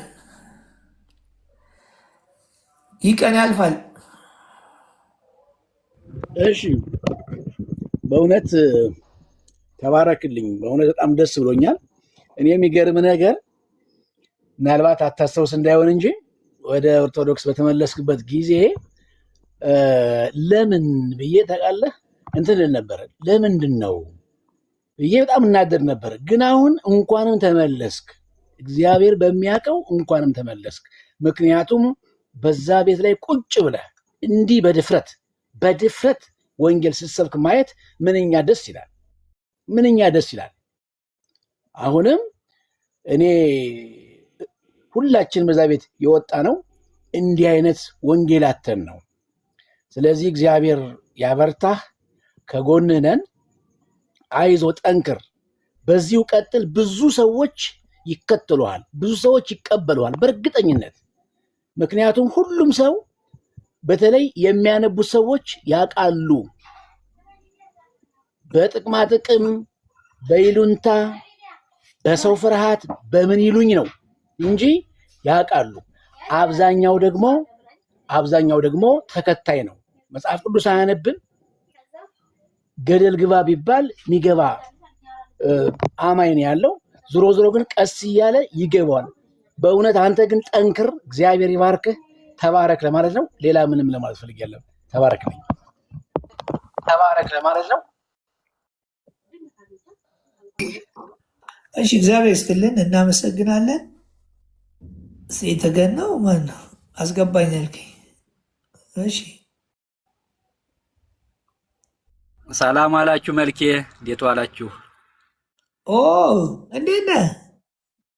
እግዚአብሔር ይመስገን ሰላም ነው። እንኳን አደረሳችሁ ለደብረ ዘይት አሰድ ማርያም። እኮ እንኳን አደረሰን። በእናትህ ልመጣ ነበረ ግን ጦርነቱ አትሂድ እያሉ። አዎ ያው ወቅቱማ ትንሽ አሳሳቢ ነው። አልሳካም። ማዘርም ደብረ ታቦር ላይ በጣም ተቸግራ ነው የመጣችው። አገሯ ሄዳ አይደለ? ደህና ነህ? በዛ የተነሳ ይኸው እያየኝ አይደል እንዴ? የወንጌል በደንብ ነው የተከበረው። ያው በእንትን ላይ ተከታትለናል። ያው እግዚአብሔር በሚገባ ተከብሯል። ቪዲዮ ላኩልኝ እስቲ፣ ቪዲዮዎቹን ላኩልኝ። እሺ ቪዲዮ ልስራላችሁ። እሺ ደህና ነህ ግን? ሰላም በልልኝ፣ በእናትህ ሰላም በልልኝ። እንትኑ ናፍቆኛል። ያ ወፍጮ ቤቱ እንትኑ ምንድን ነው? ዳቦ ነው ያ እዛ መዳብ ላይ እኮ እንዴት እንደነጋ እኮ አላውቅም። ያኔ መሰለ መዳብ እንቅልፍ ይሰድ ወንቅሸት እኮ አይሰድ ሁሉም ይናፍቃል። አይሰድ የተኛው አይሰድ ማርያም እንደዛን ቀን ተኝቼ አላውቅም። እና ሰላም በልልኝ። እንመጣለን። እግዚአብሔር አድሎ ነው ያኔ ቅዱሳን ቦታ ያየኸው። እመጣለሁ፣ ግን በጣም መታደል ነው። እመጣለሁ። እሺ እግዚአብሔር ያበርታል። አዲስ አበባ ነው ያለው? አዲስ አበባ ነው ያለሁት። አዎ እግዚአብሔር ፈጣሪ እንደዚህ ራሱ መክተህ መቆየት በውስጥ ጻፍልኝ። አዲስ አበባ ስትመጣ። እሺ ወንድሜ። እና በጣም ደስ ይላል። ተከታተል። እሺ ይጠቅማል። እሺ በደንብ ተከታተል። እሺ ወንድሜ። ቦታ ከሌለ ከታቹን እከታተላለሁ። እሺ ንግቡ። መልኬ ዋጋ ተምነ ከወጣ ምንም ቢመጣ አትፈራም። እኔ ከልጅነቴም ዓለማዊ ሆኜ የማልፈራው እንኳን መንፈሳዊ ሆኜ ሌሎቻችሁ ምስቲ የሚወጣ የኤሊው ቅዱስ ገብርኤል ተናስተኝ ትፈቅድልኛለህ? አንተ ምን ሆነ ነው? ልክ እኔ አንተ ኃላፊ አንተ እኔ ምናምን ታደርጋለህ፣ ታስፈቅዳለህ እንዴ? ብሎ በቃ መጠቀም እንዴ ትህትና ከአንተ ይጀምራል። አረ ግድ የለም አዲስ እኔ እንደማልወድ ታውቃለህ። እኔ እኮ ችግሬ ይሄ ነው። ይለወጣል፣ ህይወታችን ይለወጣል፣ በክርስቶስ ይለወጣል። ትሁት እንሆናለን እኮ ችግር የለውም። ይኸው እኔ እኮ ለመድኩት ስድቡን። አንተ ራስህ አሁን ዛሬ ጥሩ ነው፣ አየህ ለመድከው። ችግሩ ምን እንደሆነ ታውቃለህ? እንደዚህ የሚያንጫጫው ሁሉንም የሚያንጫጫው እንዴት ክርስቶስ በእነዚህ ተልካሾች እነሱ በሚንኩን በእነዚህ ምናምንቴዎች እንዴት ይገለጣል? እሱ የሱ ስራ ነው። እንዴት የዚህን ቦታ እንዴት ይሄን እነዚህ ሊናገሩ ምን ስልጣን አላቸው? የሱ ስራ ነው። ሞገሱን የሰጠን ማን ነው? እሱ ነው። ምን እናርገው? አሸከመን። እኛም እኮ የብዙዎች እኮ እንትን እኮ ተሸካሚ ነበረን እኮ አሸንክታብ ተሸካሚ ነበረን። በቃ ጠራ ሳሙኤል፣ ነብዩ ሳሙኤል እንግዲህ በአንደኛ ሳሙኤል ከእሴይ ልጆች አይደለም ዳዊትን ሊሾም መጣ። ከልጆች የተመረጠ አለ እግዚአብሔር ለንግስና ያጫዋል ልቀባ ነው የመጣሁት ሲለው ማንን ነው ያመጣለት? ሌሎቹ ልጆቹን ሁሉ ሰብስቦ አምጥቶ አይ ዘይቱ አልፈላም። ሌላ ልጅ የለህም? የለኝም። ዳዊት እንኳን ረስቶታል። በረኝነት የት ነው የነበረው? ዱር። ልጁ እንደሆነ ራሱ ረስቶታል። እግዚአብሔር ግን ልጆቹን አይረሳም። ከረኝነት እንግዲህ በጎችን ከመጠበቅ እስራኤልን ለመጠበቅ አጭቶታል። በዛች እድሜው ከአንበሳና ልብን የሚመረምረው እግዚአብሔር ነው። ከአንበሳና ከነብር ጋር የሚጋፈጥ ከተኩላ ጋር የሚጋፈጥ ለበጎቹ ሲል ራሱን አደጋ ላይ የሚጥል ነበርና ለልጆቹ ጠባቂ አድርጎ አጨው። በቃ እግዚአብሔር አጨው። እሴስ አባቱ የወለደው የስጋ ትስስር ያለው እሴስ አይ በቃ ሌላ ልጅ የለኝም አለኩ። ኧረ እባክህ እንደው አስታውስ። ሲያስታውስ አንድ እሱ ለንግስና አይበቃም፣ ግን አንድ ልጅ አለኝ በዱር እረኝነት ላይ አለ፣ ግን ለንግስና እኔ ይሆናል አልልም። አየው መልካሙ ለወንጌል ይሆናል ብዬ አላስብም። መልካሙ እኮ እንደዚህ ነው። መልካሙ እኮ እንደዚህ ነው። እግዚአብሔር መረጠ፣ ማን ይቃወመዋል? ለምን ተመረጠ ማለት ይቻላል እንዴ? በእግዚአብሔር ምርጫ አይደለም። በእግዚአብሔር ምርጫ በህዝብ አሁን እንግዲህ መንግስት ሲመረጥ እንኳን ለምን ተመረጠ አይባልም። በድምጽ ብልጫ ሲመረጥ አይደለም በእግዚአብሔር ምርጫ። ይሄን ሁሉ ዓለም የሰራ አምላክ ምርጫ እንዴ አይባልም አይደለ? አሁን የሁሉ ተቃውሞ የተነሳው ለምን ተመረጡ ነው። እንደ ዳዊት መረጠ፣ ስለዛ ሰባኪ ያደረገ። እንደ ጳውሎስ መረጠ። አንተ አይሁዳዊ ነህ፣ አንተ የፈሪሳዊ ዘመድ ነህ አላለም። መረጠው። ፈሪሳውያን ይበዱ፣ መረጠ። አሸንክታባቸው የበዛ ይበዱ፣ መረጠ። ምን ይደረግ? ስለዛ እናጠፈዋለን። ሳኦል እንግዲህ በዳዊት ላይ የተነሳው ለምን ቦታዬን ይወስድብኛል ነው አይደል? ግን እግዚአብሔር ከመረጠ ማን ማስቀረት ይችላል? ዝም ብሎ መጋጋጥ ነው እንጂ በቃ ክርስቶስ ለወንጌሉና ብለዋል። በቃ ማንም አይመለከተው። ብዙ ነፍሳት በአንተ ነፃ ይወጣሉ ሲል ነፃ አውጪው ክርስቶስ ነው። ግን በቃ ክርስቶስን ተነግራቸዋለህ። አንደበት ኮልታፋም ቢሆን ምን ይላሉ? ይቀበላሉ። ለምን? ጸጋዋላ የመረጠዋላ ከጀርባ ማስረዳት እኮ አትችልም። አንተ ዝም ብለህ የሆነ ቃል ተናገር፣ መንፈስ ቅዱስ ልብ ውስጥ ያስገባዋል፣ ቁጭ ያደርገዋል፣ እንዲነካው እንዲነዝረው ያደርገዋል። በቃ መረጠ። ከበረንዳም አነሳ፣ ከምንም አነሳ፣ ከገንዳም አነሳ፣ ከምንም ያንሳ፣ መረጠ። ምን ይጠበስ? እናንተም እንድትመረጡ ቅልብ ይኖራችሁ፣ ለወንጌል ቅኑ። ያለበለዚያ የክርስቶስን እውነትና የክርስቶስን ማዳን የደሙን ኃይል እያጣመማችሁና የፈለጋችሁትን ነገር እየሰጣችሁት ለክርስቶስ የፈለጋችሁትን ስም እየሰጣችሁት ክርስቶስ ለኛ መሰቀሉ ክብራችን ነው። ክርስቶስ ለኛ መገረፉ ክብራችን ነው። ደሙ መፍሰሱ ክብራችን ነው። መሞቱ መቀበሩ ክብራችን ነው። ትንሣኤያችን ነው። እንዲሸፈንብን አንፈልግም። በሌሎች ነገሮች እንዲሸፈኑብን አልፈልግም። እግዚአብሔር የወደደንን ውዴታውን የገለጸበትን የክርስቶስን ስጋ መልበስ ማንም ሰው ለፈለገው ነገር ሲሸቅጠው በምንም ዜሮ ቶሌራንስ። በእንትን አናረግም፣ በኃይል አናረግም። ኃይል ያለው ኢየሱስ ነው። ኃይል ያለው እግዚአብሔር ነው። ኃይል እግዚአብሔር ነው። ማዳንም እግዚአብሔር ነው። ጥበብም እግዚአብሔር ነው። አይደለም? በኃይሉ ይናገራል። አይደለም? በኃይሉ ይናገራል። በጥበቡ እንዲገባ ያደርጋል። በማዳኑ ህይወት ይሰጣል።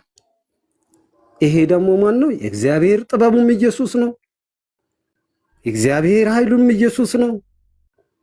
የእግዚአብሔር ማዳኑም ኢየሱስ ነው። ሌላ መዳን አለ ብለህ ቀላቅላለሁ ስትል ከመውጊያው ብረት ጋር ትጣላለህ፣ ከራስህም ትጣላለህ፣ ራስህን ትስታለህ። ሳትጠጣ እንደጠጣህ ያደርግሃል። ቃሉ ሲነገር ያንዘረዝርሃል።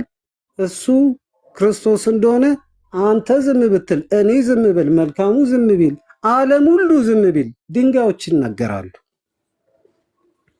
ተራሮች አፍ አውጥተው ይናገራሉ፣ ውሃው ይናገራል።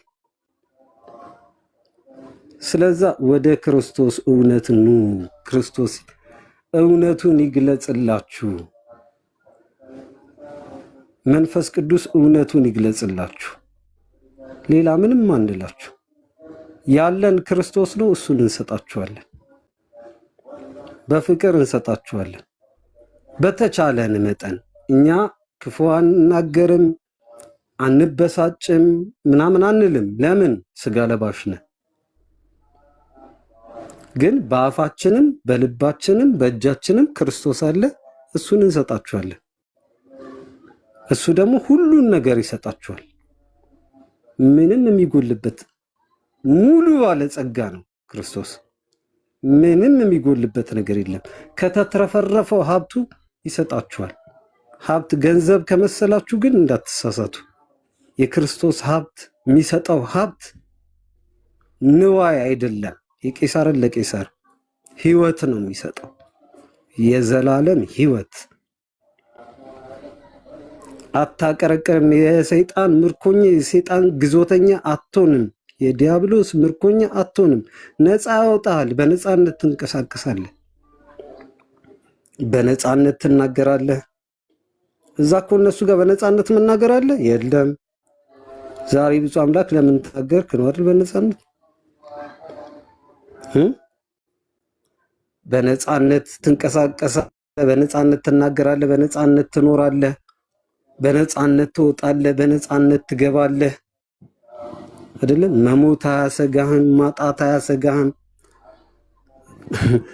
መሰቃየት አያሰጋህም፣ ችግር አያሰጋህም።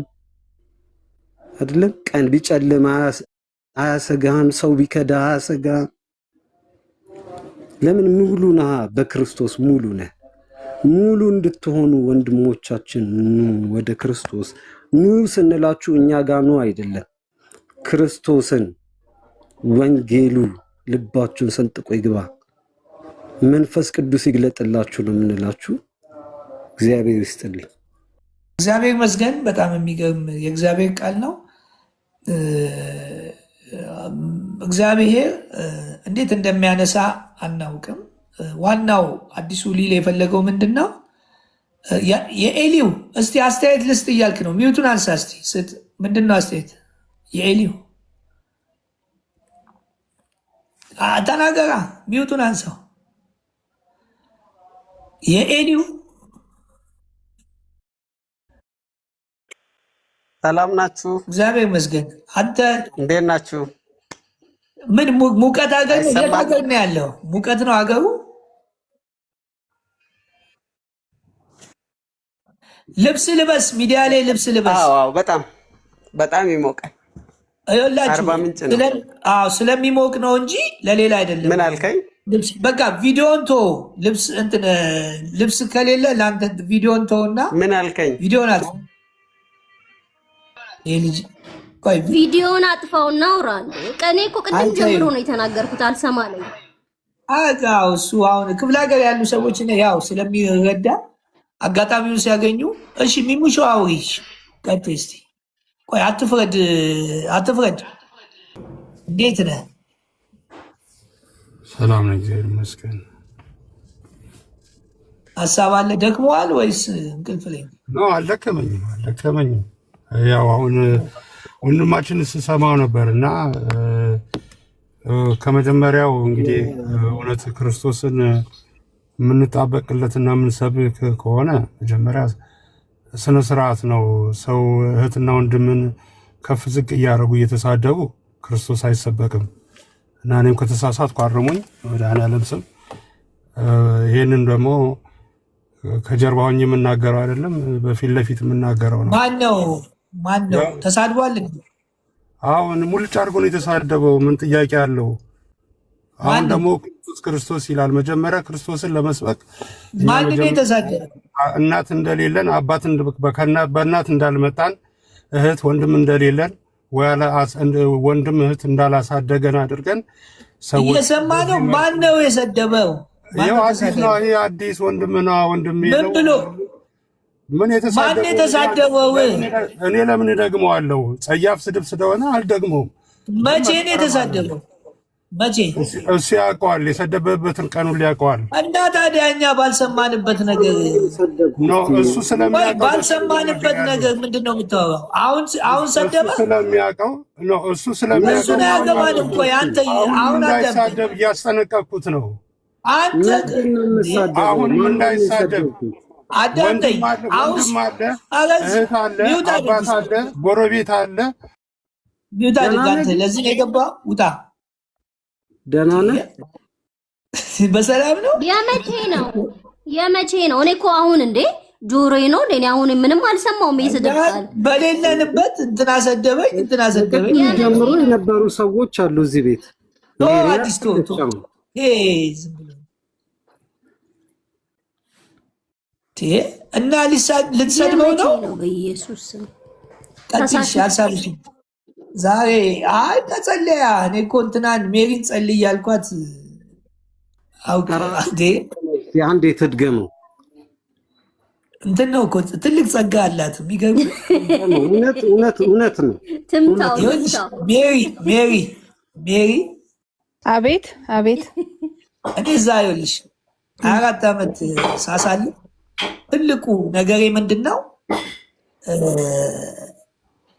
ሰዎች ውስጥ ያለውን ነገር ሰው ሳይፈራ እንዲያወጡ። አንድ ጊዜ ከዘበኞች ጋር አድር ነበር።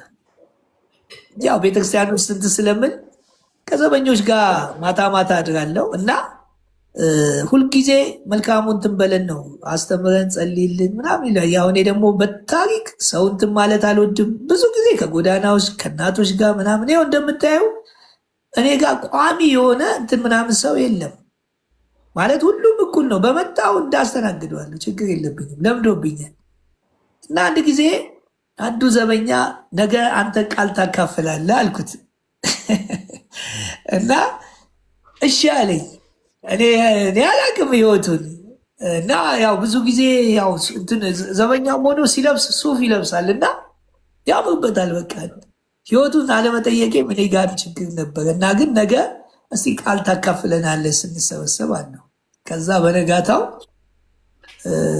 መልካም አለ ኢሳያስ እንደዚህ ያወጣ አልኩት። እሺ አወጣው እና ያው እኔ ማንበብ ስለማልችል አለኝ ደነገጥኩ። እና ታዲያ ባትችልስ አልኩት። ምን አወጣሁለት? ዮሐንስ 1ኛ ዮሐንስ ላይ እኔ ማንበብ ስለማልችል አለኝ ደነገጥኩ። ይኸውላችሁ 1ኛ ዮሐንስ ላይ ለሁሉም ሰው ነው ያየነውን የሰማነውን እጆቻችን የዳሰስኑ ነው ያሉት። ትምህርት ቤት ገብተን ኮሌጅ ገብተን የሆነ ነገር አድርገን ቤተክርስቲያን እንደዚህ አይደለም እነሱ ያሉት። ያዩትን የሰሙትን እጆቻቸው የዳሰሱትን አውሩ ስለሚል እናንተም የሰማችሁትን ያያችሁትን እሱን ነው ተናገሩ ያልኩት። እዚህ የእውቀት እንትን የለም። ስለዚህ ወንድሜ ባታነብም ችግር የለውም ቃሉን እስቲ ላንብብልህ አልኩት። ሳነብለት በጨለማ ላሉት ብርሃን ወጣላቸው። ይኸው አለኝ። ጨረሰ። በቃ ሌላ እኮ አላለም። ግን የሚገርም ነገር ነበር። የዛን ጊዜ በህይወቴ አልረሳውም። በእውነት ያን ጊዜ የተፈጠረው ነገር በህይወቴ አልረሳውም። እና ያ ሰው አሁን እግዚአብሔር ይመስገን አገልጋይ ሆኗል። ስለዚህ ይኸውልሽ ሜሪ እኔ ይኸውልሽ ሃይማኖት ወደ ኦርቶዶክስ ስመጣ ኦርቶዶክስ ተዋህዶ የሚለውን ስለገባኝ ነው።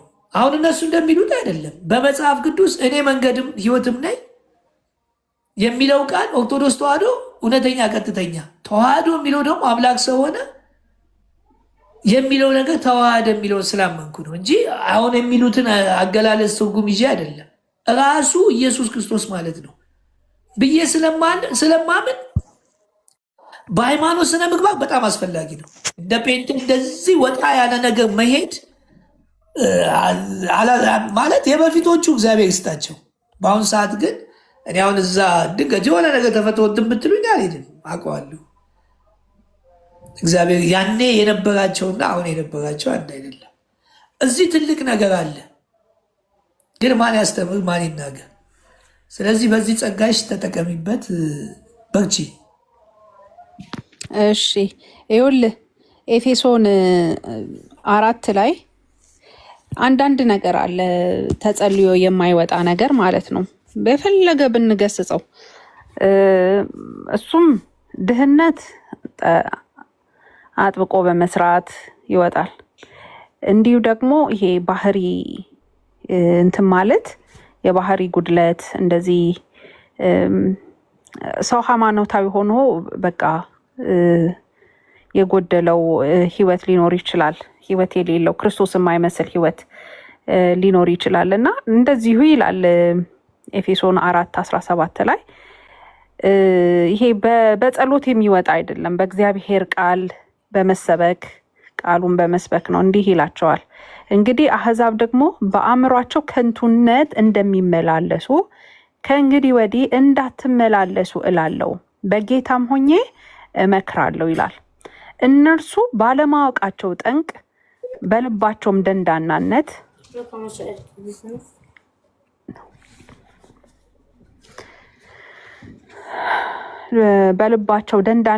ጠንቅ በልቦናቸው ጨለመ፣ ከእግዚአብሔርም ሕይወት ራቁ፣ ደንዝዘውም በመመኘት ርኩሰትንም ሁሉ ለማድረግ ራሳቸውን ወደ ሴሰኝነት አሳልፈው ሰጡ ይላል እና እነዚህ ሰዎች ባለማወቅ የተነሳ እውቀት ከማነስ የተነሳ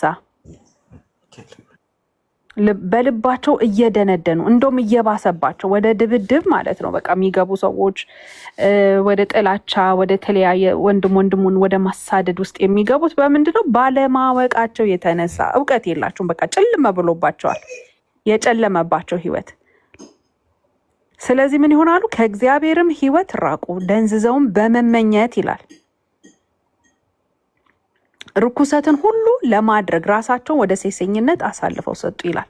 እንደዚህ አይነት ሰዎች ልክ በቃ እንደ እንስሳ ነው የሚመላለሱት። እንስሳ ደግሞ ማለት ምንድነው? በቃ ይሄ ሰው ደስ ብሎኛል ወይንም ርቦኛል፣ ምግብ መብላት አለብኝ። እንዴት ምግብ መብላት አለብኝ? ምኑንም ፍጩ በምኑም አምጩ እንደሚባለው እንዴት ማምጩ? ዱቄቱን አምጩ እንጂ በምን ማምጩ አይነት ነገር እንደ እንስሳ ይሄ ነገር ያስፈራል፣ ከዚህ ነገር መጠንቀቅ አለብኝ። የእንስሳ ህይወት ሰው ለመኖር ይችላል። ለምን? የእግዚአብሔር እውቀት እግዚአብሔርን ማወቅ ስለሌለው መደንዘዝ ይላል። ደንዝዘው በመመኘት ርኩሰትን ሁሉ ይላል ርኩሰት ሁሉ ለማድረግ ራሳቸውን ወደ ሴሰኝነት አሳልፈው ሰጡ። ሰው እኮ ሴሰኛ ሲሆን መፍረድ የለብንም ማለት ነው። በቃ እውቀት ከማነስ የተነሳ አእምሮ ከመጨለም የተነሳ በእርግጥም ሰምታችኋል፣ እውነትም በኢየሱስ እንዳለ በእርሱም ተምራችኋል። ፊተኛ ኑሯችሁን እያሰባችሁ እናንተም ምን በሉ? እንደሚያታልል ምኞት የሚጠፋውን አሮጌውን ሰው አስወግዱ። ስለዚህ በአእምሯችሁ መንፈስ ታደሱ። ይሄ እግዚአብሔር መምሰል ይሄ ተጸልዮበት 24 ሰዓት ብትጸልይ 24 ሰዓት ብትጾም ገዳም ብትገባ ከሰው ተለይተ በር ዘግተ ብትኖር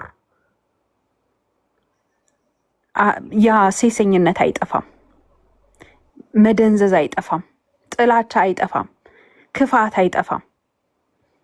ሁሉ ቦታ ተከትሎን ነው የሚሄደው። ጉድጓድ ውስጥ ብንደብቅ ተከትሎን ነው የሚገባ። ያ ግን አለማወቅ፣ ድንዛዜ፣ ሴሰኝነት፣ እርኩሰት ከኛ የሚርቀው ክርስቶስን ስንማር ኢየሱስ ክርስቶስን ስንማር በእርግጥ ሰምታችኋል፣ እውነትም በኢየሱስ እንዳለ በእርሱ ተምራችኋል።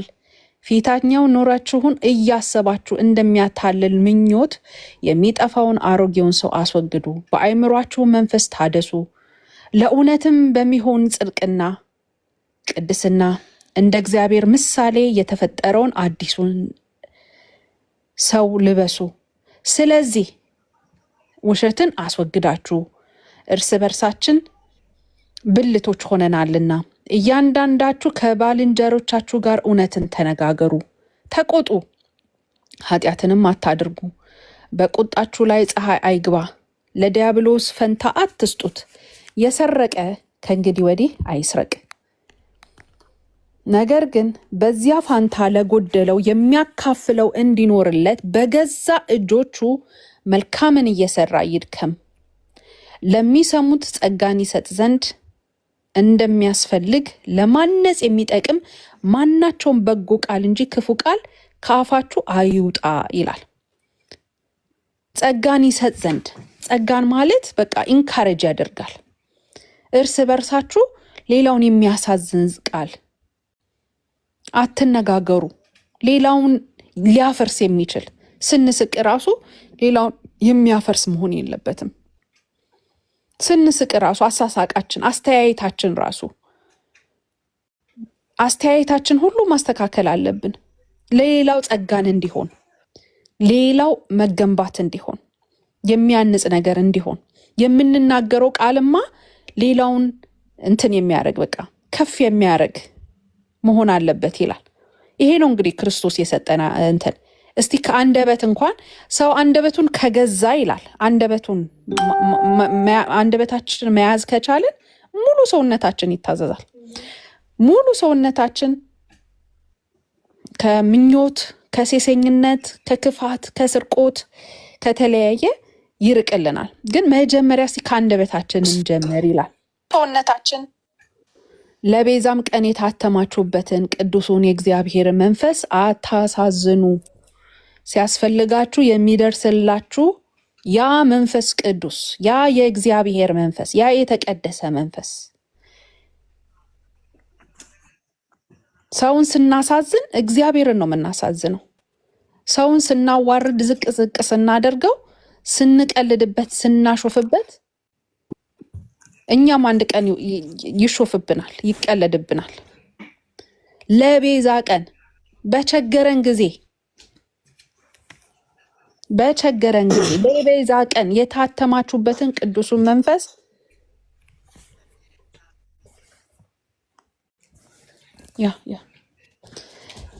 የታተማችሁበትን ቅዱሱን የእግዚአብሔርን መንፈስ አታሳዝኑ ይላል። መራርነትና ንዴት፣ ቁጣም፣ ጩኸትም፣ መሳደብም ሁሉ ከክፋት ሁሉ ጋር ከእናንተ ዘንድ ይወገድ። እርስ በርሳችሁም ቸሮችና ሩህሩሆች ሁኑ፣ እግዚአብሔርም ደግሞ በክርስቶስ ይቅር እንዳላችሁ ይቅር ተባባሉ ይላል እና በቤዛ ቀን አንዳንድ ጊዜ ገንዘብ ያላቸው ሰዎች የማይመልሱት ብዙ ጥያቄ አለ። ሰው ገንዘብ ስላለው አይደለም፣ ስለሌለውም አይኖርም፣ ስላለውም አይኖርም። ነገር ግን እግዚአብሔር የሚያስፈልገውን እርዳታ ገንዘብም ቢኖረው ባይኖረው እግዚአብሔር የሚያስፈልገውን እርዳታ የሚሰጥ እግዚአብሔር ነው።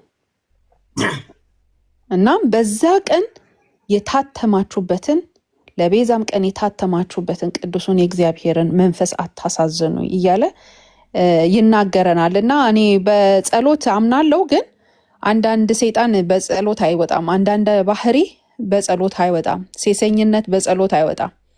እውቀት፣ የእግዚአብሔር እውቀት ያስፈልገናል። እና ሃይማኖተኞች ነን ካልን በቃ ክርስቶስ ለኛ የተሰቀለው ለኛ የታረደው የእግዚአብሔር በግ ምንድነው ለማድረግ ነው የታረደው?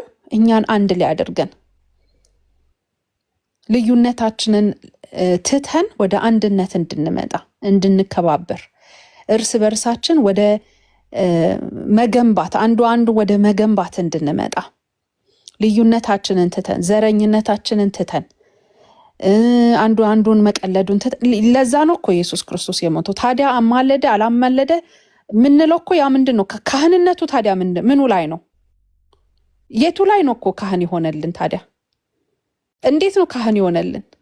ካህን ይሆነልን እኮ እኛ አንድ ሆነን እርሱን መስለን እንድንኖር እንጂ እኛን አንዱን ለይቶ የሆነ እንደዚህ ሆነ አተልቆ ሊያሳየን እኮ አይደለም። ካህንነቱ እኮ እርስ በርሳችን እንድንዋደድ ነው። ይሄ ጴንጤ፣ ይሄ ኦርቶዶክስ፣ ይሄ እንደዚህ፣ ይሄ እንደዛ እንድንባባል አይደለም። ካህንነቱ እርስ በርሳችን እንዲሰማን፣ የሌላው ስሜት እንዲሰማን፣ የሌላው ለቅሶ እንዲሰማን፣ ልዩነታችንን ሊያጠፋ፣ ዘረኝነታችንን ሊያጠፋ፣ በሃይማኖት ዘረኝነት፣ በተለያየ ነገር ራስ በወዳድነት ያለ ልዩነት ክፋታችንን ሊያጠፋ ከኛ አልፈን ለሌላው እንድንተርፍ እኮ ነው። ታዲያ እኮ ዝም ብለን ቃሉን ብቻ ማንበብ ብቻ እኮ ምን ይጠቅመናል ታዲያ? ካህንነቱ ታዲያ ለምን ታረደ? ለምን ታረደ? የእግዚአብሔር በግ ለምን ታረደ? መልኬ ሰላም ነው ወይ? እግዚአብሔር ይመስገን። ቀኑን ሙሉ እኮ ተቀመጣችሁ። መልክ እንደው ድካማችሁንም እያሰብኩ ነው። አለው ከቤተሰብ ጋር ነኝ፣ እያዳመጥን ነው። ቀጥሉ። እሺ ማኖ ተናግራለን። እሺ ድምፀ በዚህ ቅድም መተሽ ሄድሽ እኮ። አው መልክ ሰላም ነው። እንዴት ናችሁ? ሰላም ክርስቶስ ይብዛላችሁ። ቅድም ጸሎት ሰዓት ደርሷል። ለዛ ነው። እንዴት ነው መልክ? ደህና ነሽ? ይሰማል? አዎ ይሰማል። ረጅም ሰዓት ጠፍተናል።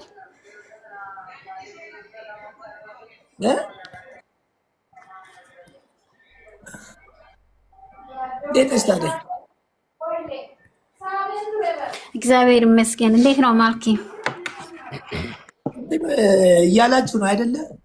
እየሰራችሁ ነው። እናንተ ሀገር ነው እንትኑ፣ እናንተ ሀገር ሰላም ነው አይደል? እግዚአብሔር ይመስገን ሰላም ነው። እናንተ ሀገር እንኳን ሰላም ነው። ደስ ብሎኝ ነው እናንተ ጋር ሄጄ የመጣሁት። ስለዚህ ድምፀ ሊቃውንት እንደ በፊቱ አይደለ።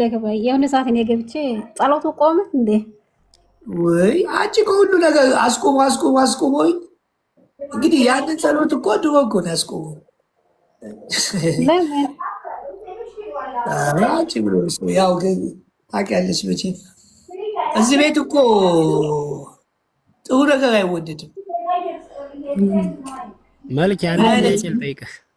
ዋና ሰላም ነው። ሰላም ከሆነ ክርስቶስ አመረ ሰላም ነው። አቤት። አንተ የቤተ ክርስቲያኗን ትምህርት የምትቀበለው በምላት ነው ወይስ በከፊል ነው? ጥያቄው ከብዶኛል። አዲስ ይመልስልኝ። ለእኔ ከብዶኛል። አይ እንትን ነው ማለት እንደሱ አግባብ አይደለም። ለእኔ ከበደኝ። እኔ ከብዶኛል። እሺ ያቅልለት አዲስ። አይ ለምን ለኔ ጠይቁኝ። ይጠይቁትስ? ቅድም የነገርኩትን ነገር ትርጉሙን ጠይቀው መጡ። ግድ የለም ስለሱ ሳይሆን የምናወራው አሁን የጠየቃቸው እሳቸው ነው መሰለኝ። ዝም አሉ፣ ወረዱ። ግድ የለም ኔትወርክ ነው ያስወጣኝ። እኔን አልፈለጉኝም እና እሱ ወደ አንተ ስለጋበዘ አንተ መመለስ ትችላለህ። አዎ ጥያቄው ሁላችንም ይመለከታል። እሺ ይቀጥሉ። አልሰማሁም እንዴ ጥያቄው? መልኬ ቤተክርስቲያኒቷን ትምህርት የሚቀበለው በምላት ነው ወይስ በከፊል ነው ያልኩት? በምላት ነው። በምላት በምላት እንደሚቀበል አንተ እርግጠኛ ነህ? ስለ ራሴ ነው ማውራት የምችለው። አይ መልኬ ነው ያልኩት። በባለቤትነት ስለጠቀስኩት መልኬ የቤተ ክርስቲያኒቷን ትምህርት የሚቀበለው በከፊል ወይስ በምላት? እኔን በግል ለምን አይጠይቁኝም? እኔን ማለት እኔን ለምን አይጠይቁኝም? እኔ ራሴን ወክዬ የምመልሰው። አይ የአንተን ሀሳብ እኮ አልሰማውም። ማለት የእሱን ትምህርቱን በተከታታይ ስለሰማሁት ምናልባት ሕጸጽ እንዳለበት ስለተመለከትኩት ነው። እኔ አንተ ሐሳብህ ትምህርት ምን እንደሆነ ሳላውቅ ምንድነው ህጸጹ? እስቲ ምንድነው የቱ ጋር ህጸጻ?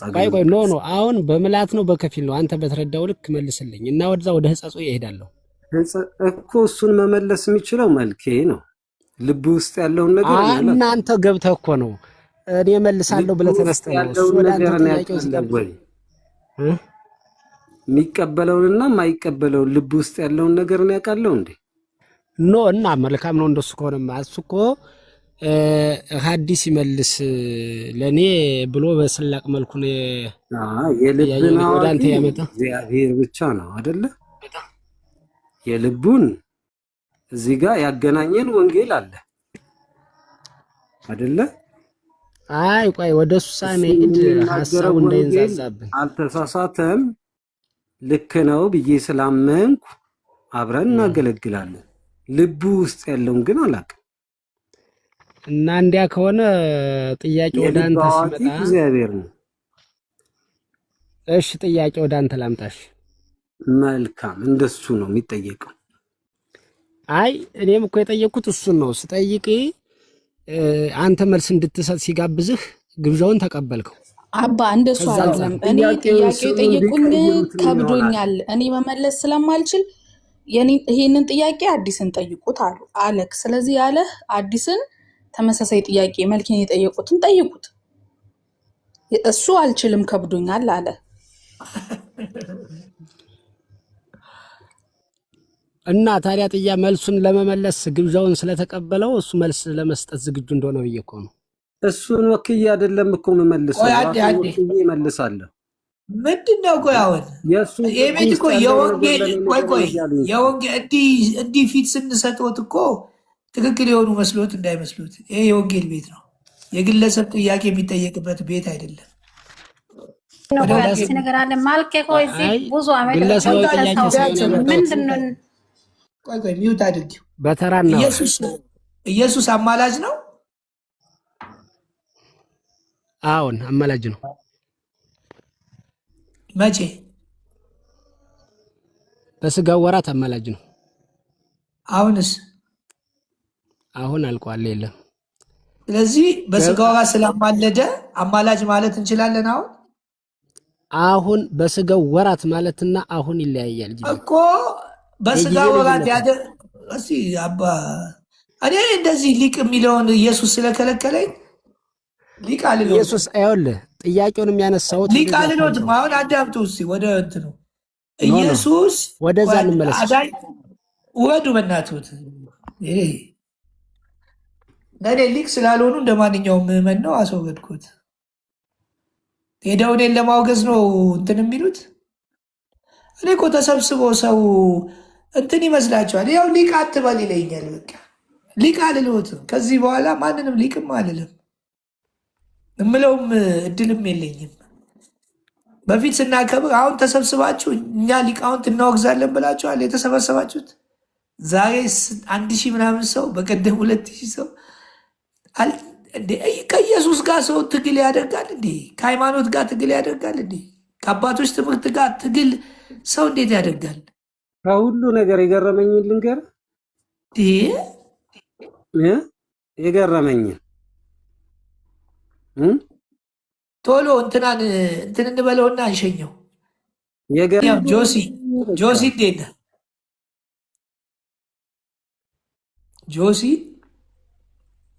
አቤት፣ እንደምን አመሻችሁ? እንደምን አመሽ። መሸ። ስንት ሰዓት ሆነ ግን? ለስንት ሰዓት ተቀመጥኩ? 8 ለ9 ሰዓት። በጣም ይገርም ነው። ይልሽ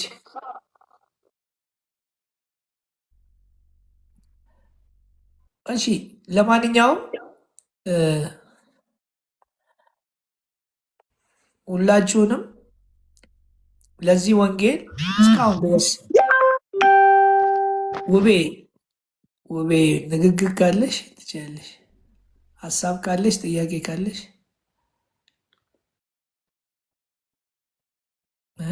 ጥያቄም ሀሳብም የለኝም። በጣም ደስ ብሎኛል። ጥሩ ትምህርት እያስተማራችሁ ስላላችሁ ደስ ብሎኛል። ግን ዲያቆን አዲስ እናንተ በጣም ረጅም ሰዓት ነው የፈጃችሁትና አሁን ልናቆም ልናቆም ነው። ጥሩም አይደለም። የቤት ኪራይም ይጨምርብናል። ድምፅ በጨመርን ቁጥር በቀደም አብዝቶ ይባርካችሁ፣ ዘመናችሁ ይባረክ። እውነት ጸጋ ይብዛላችሁ። ለራሳችን ስንል እኮ ነው። ይሄ እኮ ለማንም አይደለም።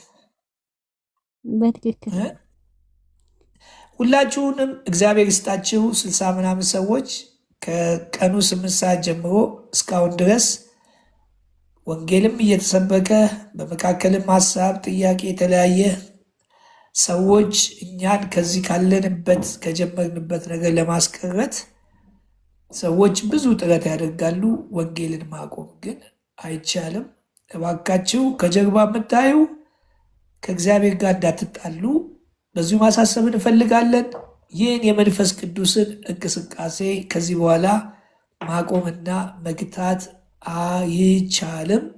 ሰይጣን በተለያየ መንገድ ቢሮጥ ቢሯሯጥ 24 ሰዓት ቢዟዟር አሁን የወንጌል እውነት ስለተነገረ በፍጹም አሁን መቋቋም የማይችልበትን በዚህ በሶሻል ሚዲያ እግዚአብሔር ስራውን ጀምሯል።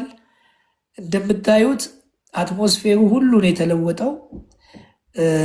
የሚመስለው ጥምቀት ያድናል አይድንም አይደለም፣ ኢየሱስ ያድናል የሚባለው ነገር በብዛት እየተነገረ ነው። ይሄ ቀላል አይደለም። የእግዚአብሔር ትልቁ ስራ ነው፣ የማዳን ስራ ነው። ብዙዎች ይህንን ሰምተው እንግዲህ እግዚአብሔር ሰዎችን ወደ ቤቱ እንዲጠራ በዚሁ እንትን እላለሁ። እግዚአብሔር አምላክ ሆይ እናመሰግናለን ስለነበረን ጊዜ። አቅም፣ ጉልበት፣ ብርታት፣ ኃይል የሆንከን አንተነ ሁሉ ባንተ ሆኗልና እናመሰግናለን። ጤና ለሌላቸው ጤና ስጣቸው፣ ስራ ለሌላቸው ስራ ስጣቸው፣ ትዳር ለሌላቸው ትዳር ስጣቸው። በምድራዊ ነገር ሰዎች አንተን እንዳያማርሩ የሚያስፈልገውን ነገር ከአንተ ዘንድ እግዚአብሔር ሆይ ትሞላላቸው ዘንድ ጸልያለሁ። እንደዚሁም በመንፈሳዊ ዓለም ውስጥ የሚሰበከውን ወንጌል ሰዎች ሰምተው ወደ መንግስት እንዲጨመር የመንግስት ወንጌል እየሰፋ እስከ ዓለም ዳርቻ ድረስ የምንሄድበትን ጸጋ አብዛልን። ቤተ ክርስቲያንም ሃይማኖትም አሁንም በኦርቶዶክስ ተዋሕዶ አንዳንድ ሰዎች ከመንፈሱ ጋር ከመገናኘት የተነሳ የዝች ቤተ ክርስቲያንን ለወንጌል እንቅፋት የሚያደርጉትን ልቦና ስጣቸው። ስለምታደርግ ደግሞ እናመሰግናለን። ስለነበረን ጊዜ ተመስገን። እንግዲህ ሰይጣንና ዓለም እንግዲህ ይቃጠሉ ነው የምንለው። የመንፈሱ አሰራር የድግምት፣ የሟርት፣ የጥንቆላ፣ የሞራ ገላጭ የነዚህ ስማቸውን እየለወጡ ስማቸውን የምናውቃቸውም የማናውቃቸው የሰይጣን አሰራር የታሰረ ይሁን። እናመሰግናለን። መልካም የያዕቆብ ሌሊት ይሁንላችሁ፣ ይሁንልን። ነገ እግዚአብሔር እንደዚሁ የወንጌልን ስራ እንድንሰራ እንድንበረታ እንግዲህ ወደ እግዚአብሔር መንግስት አዳዲስ ነፍሳቶች እንዲጨመሩ እግዚአብሔር ስራውን ይስራላለው። እግዚአብሔር ተመስገን። ፍቅሬ የሆነ ነገር ሊል ፈልጎ መልካሙ ሊዘጋብኝ እያለ ነው። እስቲ በል መልክ ምንም አይደለም። ያው ሰዓቱ ስለሄደም ነው። አንተ የምትለው እኔ እንዳልኩኝ ይቆጠርልኛል። ደህና ደሩ ሁላችሁም። ሲቨን የምትይው አለ? ሲቨን ይሄኔ ሌላ ቤት እኮ ነች እሷ እዚህ ቁጭ ብላ አራለው አለ መልክ ያለው። ደህና ደሩልኝ። ተባረኩ። ወዳችኋለሁ። ዘመናችሁ ይባረክ። ባይ